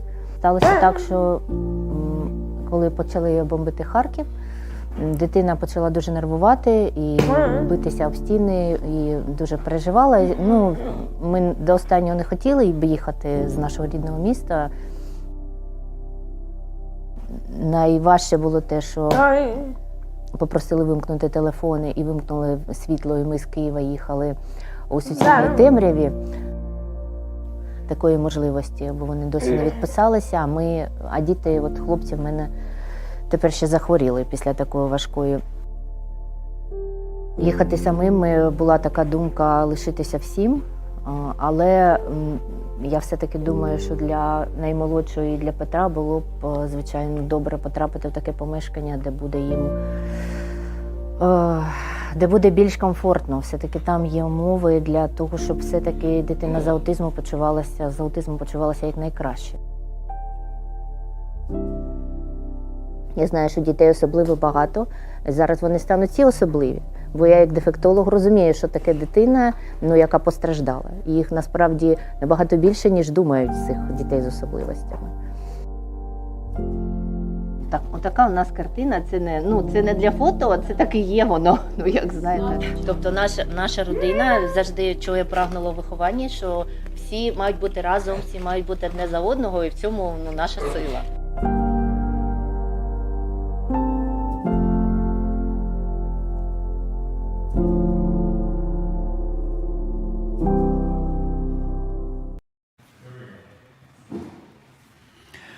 Well, that just gives you a small glimpse of what is going on with the UNICEF in Ukraine. We have so many wonderful videos that UNICEF has put together. We have some terrific endorsements that, well, not endorsements, they're just pleas, really, from people who have sent us in their videos, and it's also moving. And I'm going to go take a look at, we talked about a pledge challenge that we had here on the stream. It was a $2,000 challenge from Faye Ferguson, and we're now well over that. So we've surpassed it. The goal was to raise $2,000. We've now raised $2,200, so we're over the goal. And Faye, I just want to thank you very much for that challenge. It really helped spur the giving. It spurred people to go to the website you see on your screen. That's the institute. There it is. UNICEFUSA.org/streaming. And people are going to that from all over Twitter and Facebook and YouTube and Vimeo and Twitch. We had a big flurry of Twitchers this morning, and that was terrific, and they helped us out quite a bit. They went to UNICEFUSA.org/streaming. You also see the QR code, and you can do that. This is a benefit for UNICEF. If you're just watching, just tuning in for the first time, we're at the Ukrainian Institute of Modern Art. in a part of Chicago known as Ukrainian Village, because Chicago has one of the largest Ukrainian community in the Midwest. And the outpouring of help that Ukrainians have given for the help to people, their people in Ukraine, is unbelievable. There have been about 7 rallies in Chicago in the past 7 weeks. Our friend Marta Farian, who was with us this morning, organized many of them. She said that one of them saw 20,000 people in downtown Chicago rallying support of Ukraine and, praying for the end of the tragedy that's unfolding there. So Marta will be here again a little later.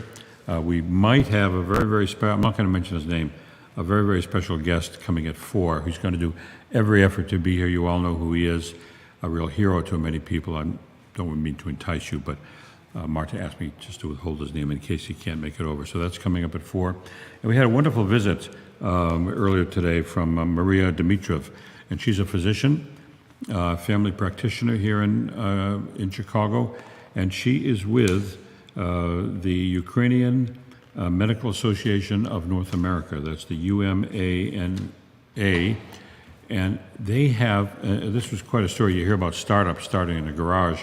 When the war started, her colleagues in the Ukrainian Medical Association of North America started sending supplies to a doctor's garage. They started in a garage, and the supplies came in, and then they outgrew the garage. And this is supplies of medical medicine and equipment coming from all over the United States, being trucked in all by trucking companies that are donating to the cause.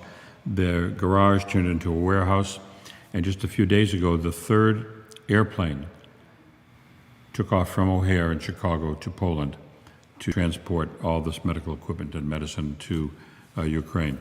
So that's just an example of what's happening here in Chicago. But those medical supplies have been trucked in from all over the United States. And it isn't just from Ukrainian communities, the Polish community and American communities. Everybody is rising to the occasion to try to help out in this tragedy. And you don't have to send a plane load to Poland that gets into Ukraine. You can just go to this website, UNICEFUSA.org/streaming, and make your pledge. And you can pledge $1 or $1 million. When you go to the site, it'll say, do you want to make this pledge monthly? But you don't have to. It's very easy to check no. It won't revert to it if you forget. It's just a one-time only pledge. You can make your pledge in honor of someone. There's a little box for that. And then it'll ask you for your credit card. The whole process, because I've done it a number of times just to test the site, takes about a minute. And one thing I like, and you get this from some organizations, but not all, you get an instant thank you from UNICEF in your email box. I mean, instant, within seconds, they're thanking you. And it may be, robotic and a bounce back and everything, but UNICEF means it from the heart, and we do too when you go to that site, which is UNICEFUSA.org/streaming, and we hope you'll do that. We hope you'll go there. Also have the QR code, those are fun, but that takes you, I guess that's for mobile. Here, I'll show you how it works. Here, I can do it right here. Yeah. Let's see. You go to your camera, I'm sure you've all done this at restaurants, and you do that, and will it pop up and watch it fail? No, there it goes. And can you see that? Whoops. You see that? Yeah, see right there at the top. So I'll go to here, and it pops up there, and then it goes to that, and then it says live stream for Ukrainian children. Your donation will help UNICEF support children and families devastated by the war. You'll see that we've raised $7,257 towards our goal of $100,000. And then what you do is you just do that, and then you go to the amount. Here, I'll put in $25. You can see it punches up there. Then you hit donate like that. It asks you donate $10 a month. Nah, because I've been doing this for so long. I'll do the keep my one-time gift there. How do you want to pay? Oh, let's see. I'll do a credit card. I better not put this on the screen, right? So we'll just do that, and you get the automatic fill-in, and you touch the screen here like that, and there it goes. And it wants the QR, the little secret code. Put that in. Okay, let's get rid of that screen. Continue. All right, we'll continue. Aha. and then it just will ask you for your name, which is not a secret. My name is Steve, and I will put it in there. It pops right up. Then you put in last name, you put the RN, and my Robinson will pop up. The email address pops up. Boom, boom, and then it'll hit, what do we hit? What is that? You hit check. The next step. Put it on, here we'll put it on Facebook if I don't have to log in. And it has to log in, so I won't bother. Now, you're done. That's it. I just gave another $25, and then it'll update automatically. Now we go to my mail, and let's see how long this takes. But that's I don't want to share all my mail. It's all very private, of course, and top secret. Downloading 3 of 3, and here it is. Can you read that? Thank you for your help. Took 10 seconds, and the whole process took about a minute. So that's what happens when you go to unicefusa.org/streaming, and you get there from your browser, or you get there by going to the QR code. Anybody know what QR stands for? What does that stand for? It's those funny squiggles. Anybody know how that works? Bennett, do you know how those squiggles work? What is that? But it seems to work. It's a new technology, not that new. So you go to www.unicefusa.org/streaming. We'll go to our end and see if it registered my little $25 gift. And there it is, and there it is, yes. So we've now raised $2,284. So we've gone really almost $300 over our goal for the match from Faye. So thank you very much. Let's go back to Virginia and see who's manning the controls over there. And we're going to go to a video. You know, what might be nice to hear, guys, is that wonderful performance by the string orchestra that is by a Ukrainian composer. It's recorded in Toronto, I believe. And if you can cue that up, as we used to say, then we can go to that. It's a beautiful melody, and the conductor will introduce himself and talk about the piece and talk about why he's doing it. And as soon as I get the high sign from Virginia, we'll roll with that. We have a little cue thing here, and it'll tell me if that's there. So we've raised quite a bit of money so far this morning. Our colleagues at the Illinois Broadcasters Association are doing their own thing in another studio, and they have raised close to $100,000 so far, just mostly today, but also quite a bit in the past few days. So we're ready. We're ready for the video, and since I don't know what number it is, I'm going to give you the cue that will say, roll it. Hello, my name is Nurhan Arman, and I'm the music director and conductor of Sinfonia Toronto. During my career, I had a couple of occasions to visit Ukraine. In 1994, I did a tour of Western Ukraine with the Rivne Philharmonic Chamber Orchestra, and in 2011, I conducted the Kharkiv Philharmonic Orchestra. In Rivne, during one of my rehearsals, I was given a beautiful manuscript score. It was a work by Miroslav Skorik, just titled Melody, and originally it was composed in 1982 for a Soviet war film. I fell in love with the piece immediately, and I rehearsed it with the orchestra, and we played it in all the towns that we played concerts with the Rivne Philharmonic Chamber Orchestra. Now, Ukraine is experiencing another horrible war with all its misery. On our recent concerts with Sinfonia Toronto, I have been programming works by Ukrainian composers as homage to Ukraine and in support of Ukraine. We played Mykola Lysenko's hymn, A Prayer for Ukraine, and just recently, a couple of weeks ago, we played Melody by Miroslav Skorik. Now I invite you to donate to UNICEF's Emergency Response Fund. Children of Ukraine are suffering, they're fighting for their lives and their future. And the emergency response teams of UNICEF are on ground now. They are in Ukraine and helping the children. Please donate now. They need your support.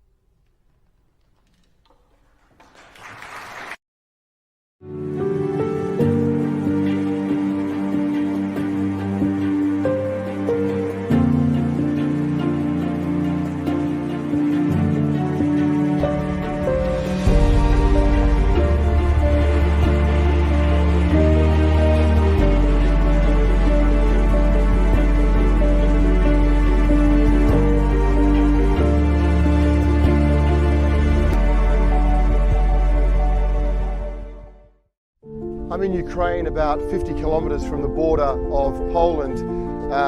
This border is packed with cars that have come for days and days to get to this point. People are also walking. This is 50 kilometers, that's a 10-hour walk. It's freezing, it was snowing a couple of minutes ago.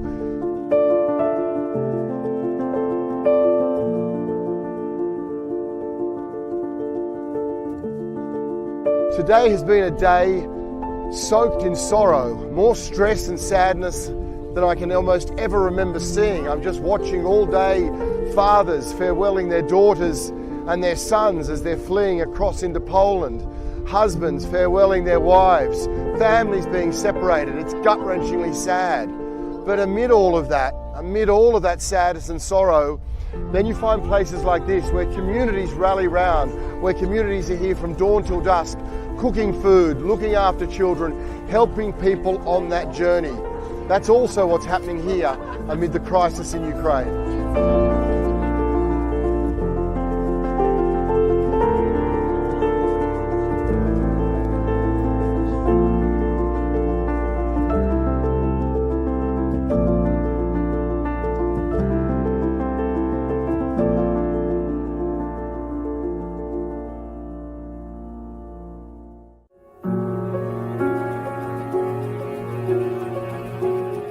So basically you can see this is the biggest border crossing in Romania. The highest number of people come through here.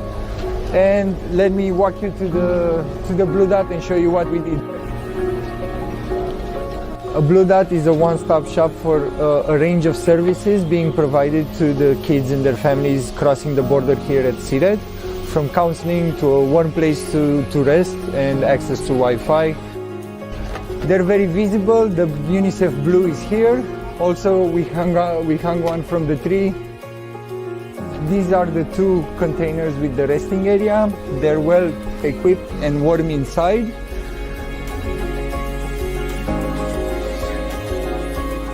These two, they're supposed to be offices where there will be laptops and we will register kids, moms. We're passing off the Blue Dot to the local authorities, and they're the ones that are gonna manage it from now on. We're also providing them with training, how to talk with people, how to talk with the kids, how to manage certain situations. And from this, we're trying to scale up the Blue Dot so they're connected to each other, so the next country knows what's happening in this Blue Dot with the family that's coming in from Romania. When they pass in Hungary on their way to Italy, let's say, which happens a lot, they already have the information. If the kids are vaccinated, if they have any medical issues, they already know the history, so they don't have to do it a second time.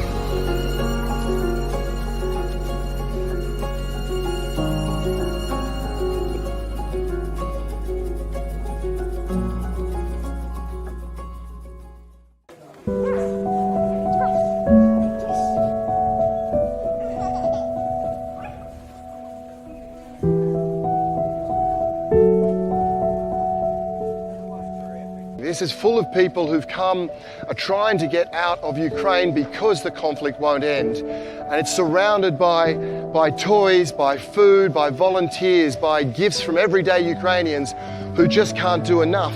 But it's also got kids like Elvira, who doesn't know where she's from, but knows she loves her hometown, doesn't know which country she's going to, but knows she doesn't want to leave. But while conflict continues, that's the reality. And while that's the reality, we need to support. Thank you. Today, 7.5 million children in Ukraine need to find safe water, shelter, and warmth. Show them the world cares. Support UNICEF on the ground in Ukraine.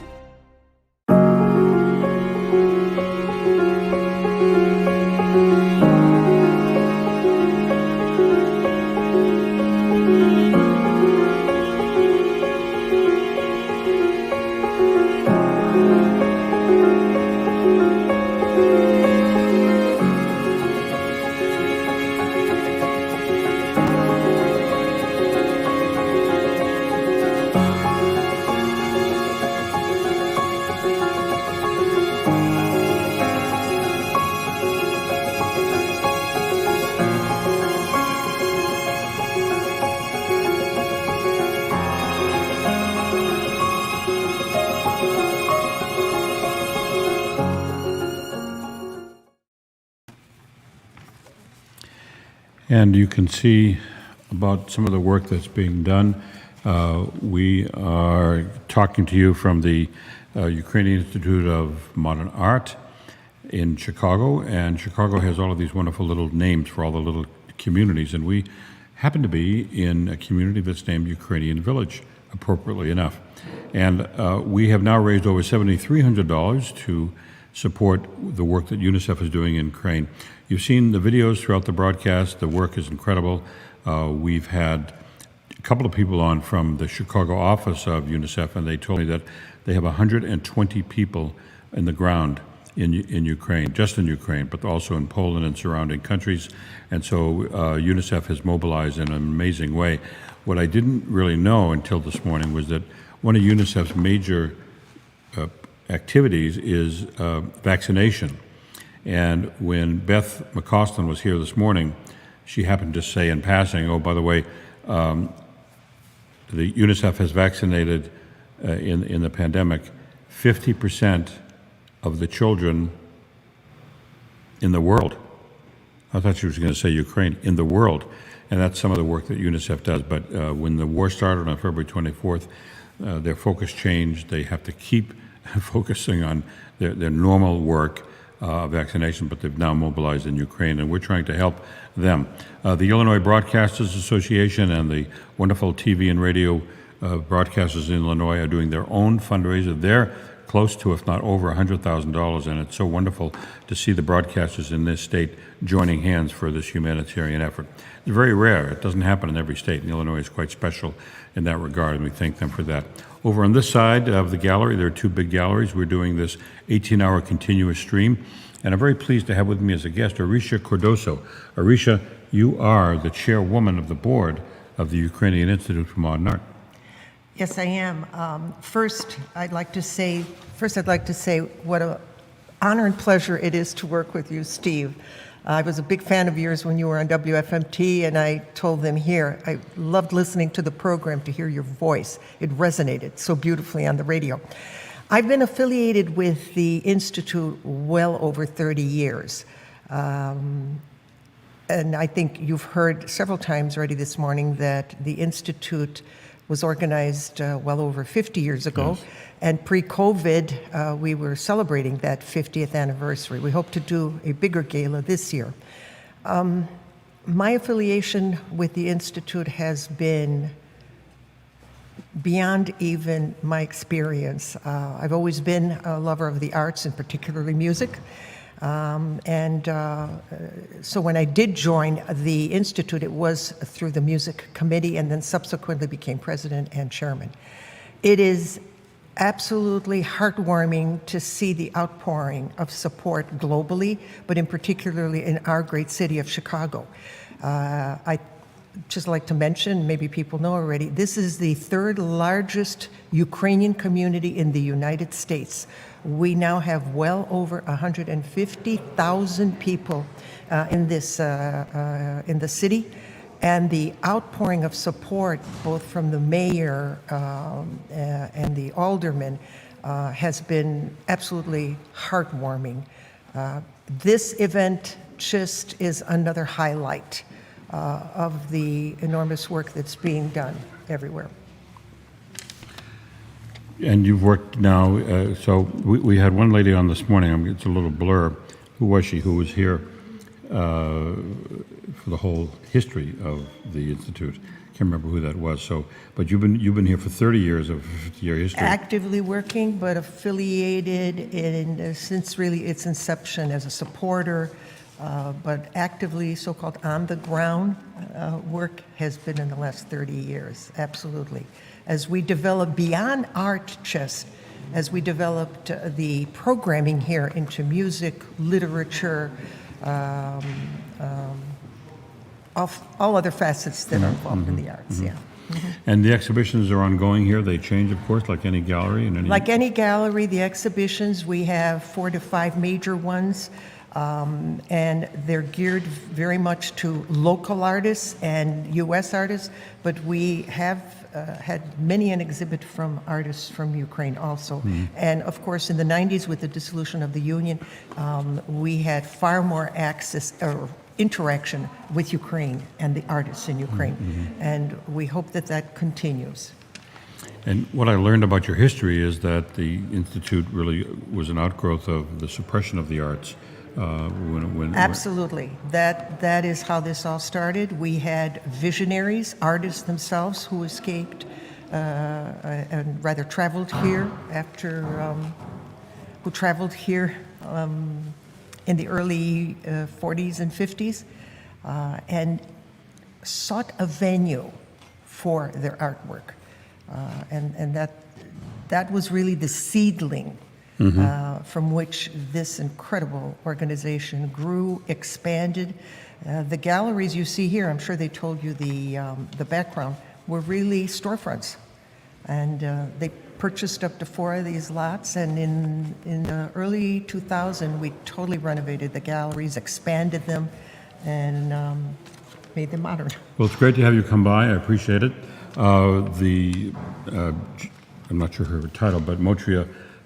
She's the president currently. She's the president. Did a wonderful little 2-minute video, which you haven't seen yet. So we're going to roll that right now. In Vienna and Virginia, that's number 13. So we're going to switch to 13, and that's a 2-minute video. And then we have a very special guest who's going to come on. Who shall I announce? Marta, is he on TV, or is he ready to come in here? He is the Right Honorable James Cleverly, the Minister of State for Europe, North America of Great Britain, and he's going to be here in a moment. But let's run the wonderful video that Mariya put together. That's a VA 13. Let's roll it.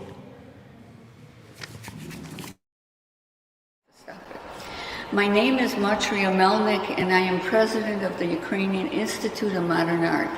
I am Ukrainian-American, first generation born in the U.S. My parents left Ukraine fleeing from the Germans during World War II and eventually settling in Chicago. Putin attacking Ukraine, a peace-loving, sovereign, democratic country with war, breaks our hearts. We at the Ukrainian Institute of Modern Art are honored to partner with the virtual concert halls as part of the online fundraising endeavor to collect funds for UNICEF USA, as they are providing aid to children and families in war-torn Ukraine.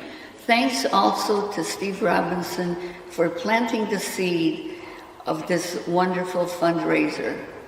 Russia's armed attack on Ukraine is unprovoked, illegal, and unjustifiable.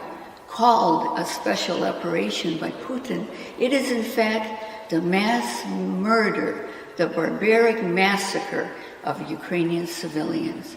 Perhaps the most terrifying and devastating of this invasion are children experiencing trauma, being wounded or killed. On the night of February 23rd, children fell asleep in the warmth and love of their homes. Overnight, they were exposed to leaving their homes, being separated from their loved ones, watching people being killed, and listening to the constant air raid sirens. Imagine the terror these children feel in dark basements, watching their parents as they sit in fear, worried that a missile may hit their building. Imagine all the babies born who start life not knowing what a peaceful blue sky looks like, for all they see is the gray concrete ceiling of a dark, dingy basement. Imagine a wounded child and the pain and suffering they undergo. Imagine a child seeing her mother being hit by a bullet and falling lifeless to the ground. A child shuddering in fear every time a siren is heard.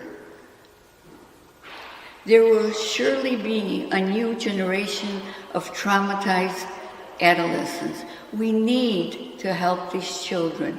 Please find it in your heart to support Ukraine's children by donating at www.unicef.usa.org/streaming or using the QR code.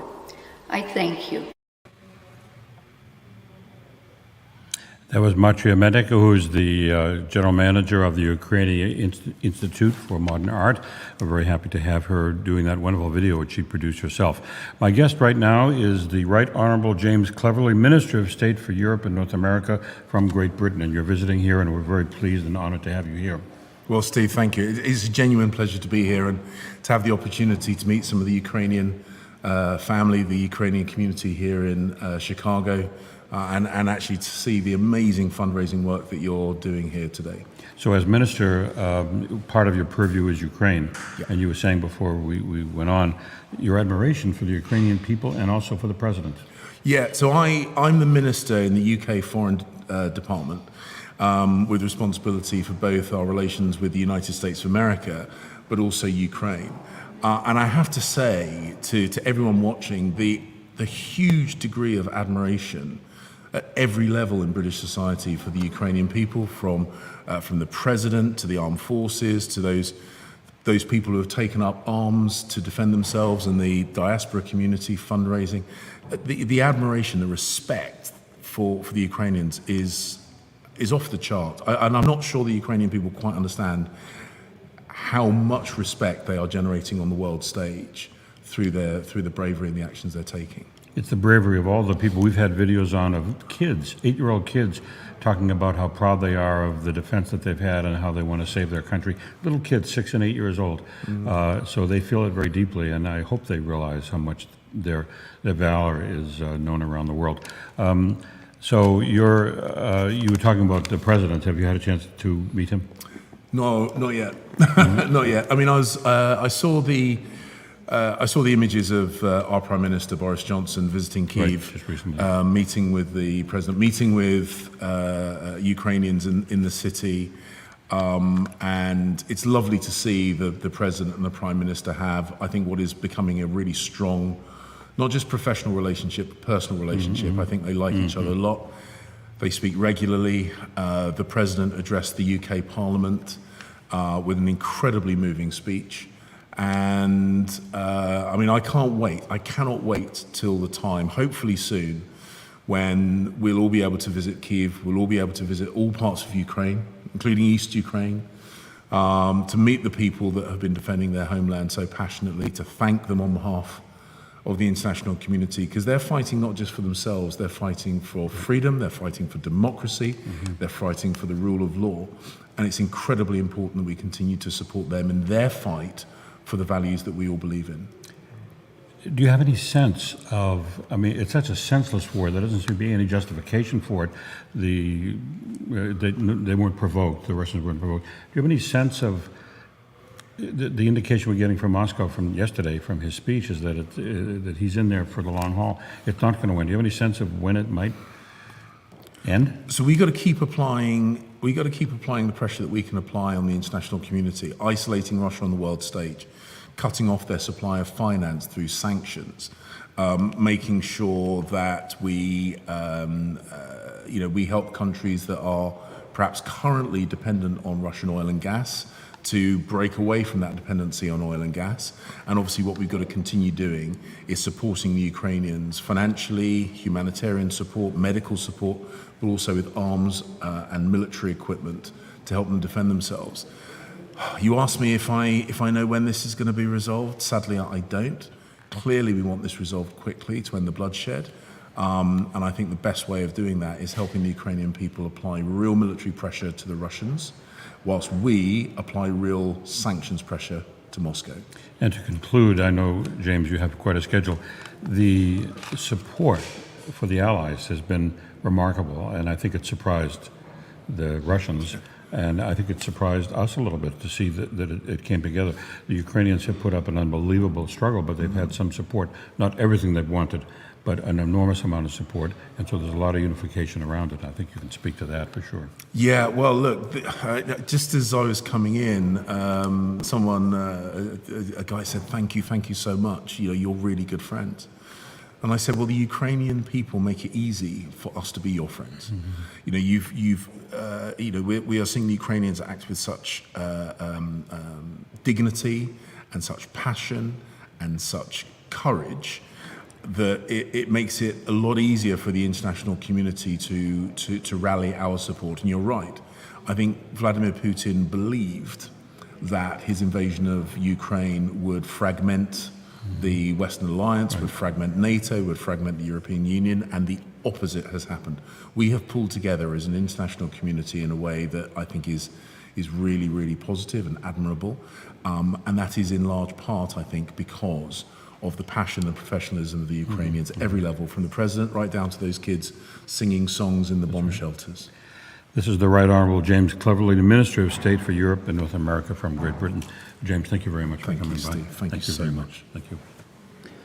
And we're going to, I think it's time to roll the longer video from the Ukrainian Institute that we had up earlier. It's a 10-minute video explaining the history of the Institute. We just had the chairman on board. If we're ready in Vienna, Virginia to roll that, let's roll that 10-minute video portrait of the Ukrainian Institute of Modern Art. There we go. Thank you.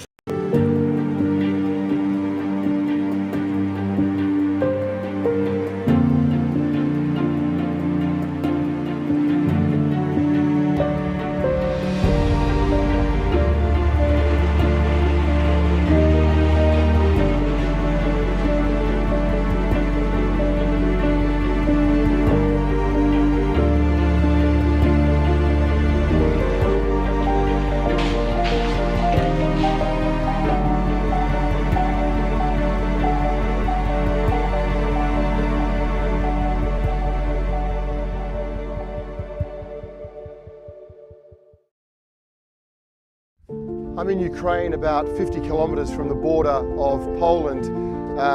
This border is packed with cars that have come for days and days to get to this point. People are also walking. This is 50 kilometers, that's a 10-hour walk. It's freezing, it was snowing a couple of minutes ago.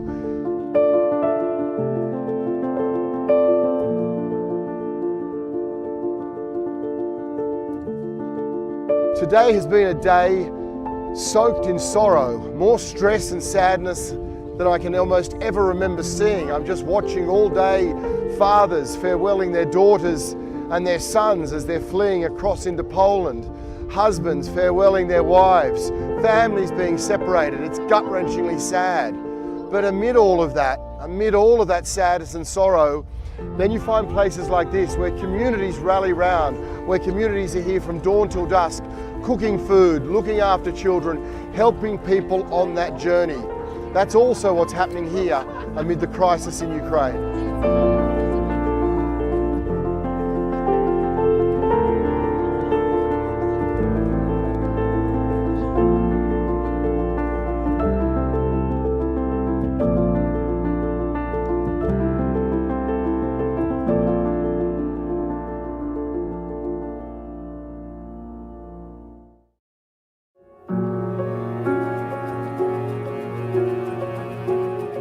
So basically you can see this is the biggest border crossing in Romania. The highest number of people come through here. And let me walk you to the Blue Dot and show you what we did. A Blue Dot is a one-stop shop for a range of services being provided to the kids and their families crossing the border here at Siret, from counseling to a warm place to rest and access to Wi-Fi. They're very visible. The UNICEF blue is here. Also, we hung one from the tree. These are the two containers with the resting area. They're well equipped and warm inside.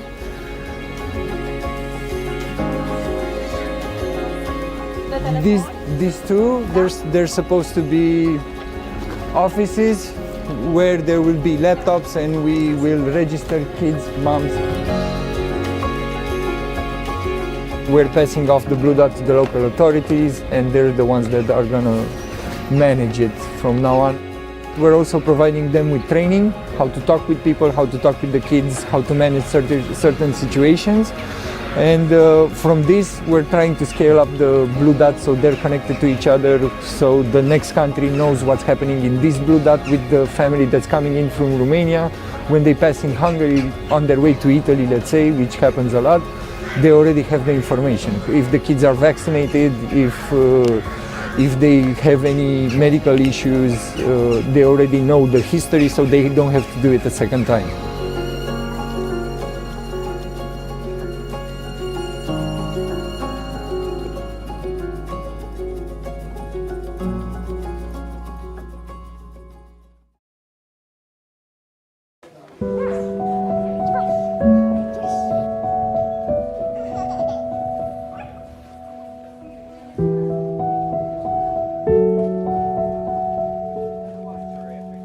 At a day when conflict just continues across this country, these are the faces. I thought it was really useful to come to a place like this to see where are those people who are fleeing. This is full of people who've come, are trying to get out of Ukraine because the conflict won't end. And it's surrounded by toys, by food, by volunteers, by gifts from everyday Ukrainians who just can't do enough.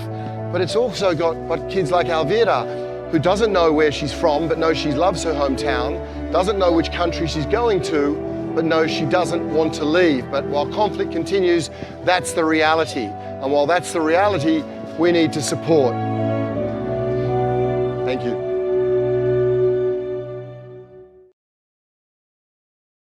Today, 7.5 million children in Ukraine need to find safe water, shelter, and warmth. Show them the world cares. Support UNICEF on the ground in Ukraine.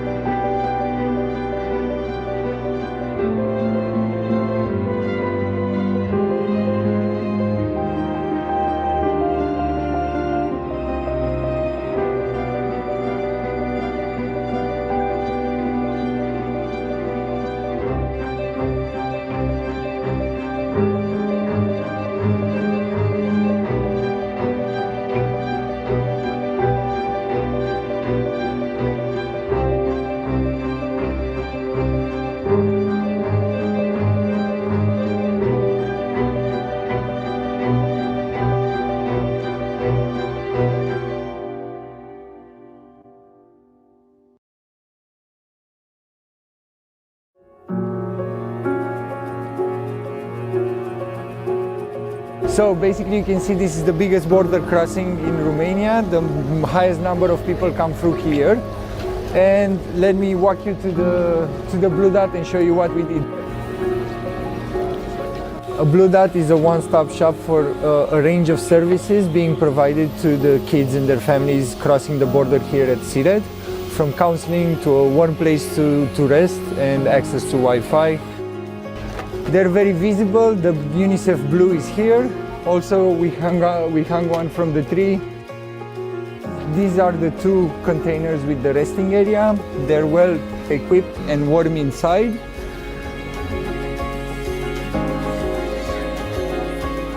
These two, they're supposed to be offices where there will be laptops and we will register kids' moms. We're passing off the Blue Dot to the local authorities, and they're the ones that are gonna manage it from now on. We're also providing them with training, how to talk with people, how to talk with the kids, how to manage certain situations. And from this, we're trying to scale up the blue dots so they're connected to each other, so the next country knows what's happening in this blue dot with the family that's coming in from Romania. When they pass in Hungary on their way to Italy, let's say, which happens a lot, they already have the information. If the kids are vaccinated, if they have any medical issues, they already know the history, so they don't have to do it a second time.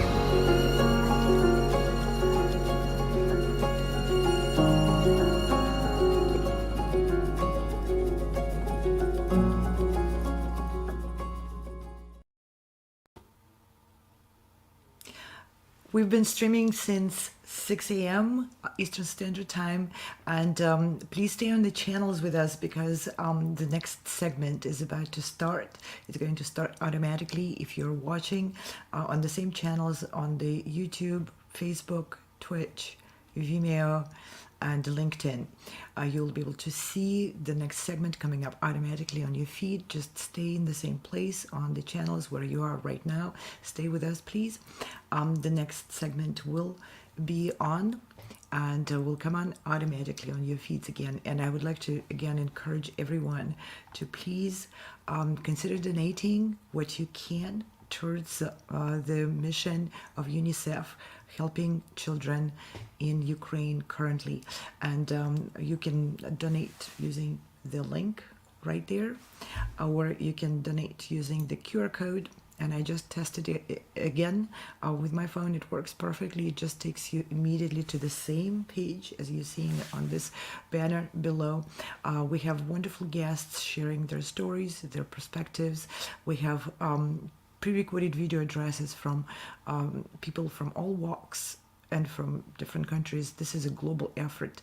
We put our hands together to help children suffering unimaginable hardships in Ukraine right now, and we hope very much you join your hands with ours. And now I would like to introduce a video from a pianist who lives in New York State, James Welch, and his plea to everyone's kindness and everyone's heart to please help children now. My name is James Welch. I'm the owner of Progressive Musicians. Please consider donating whatever you may be able to for this much needed cause.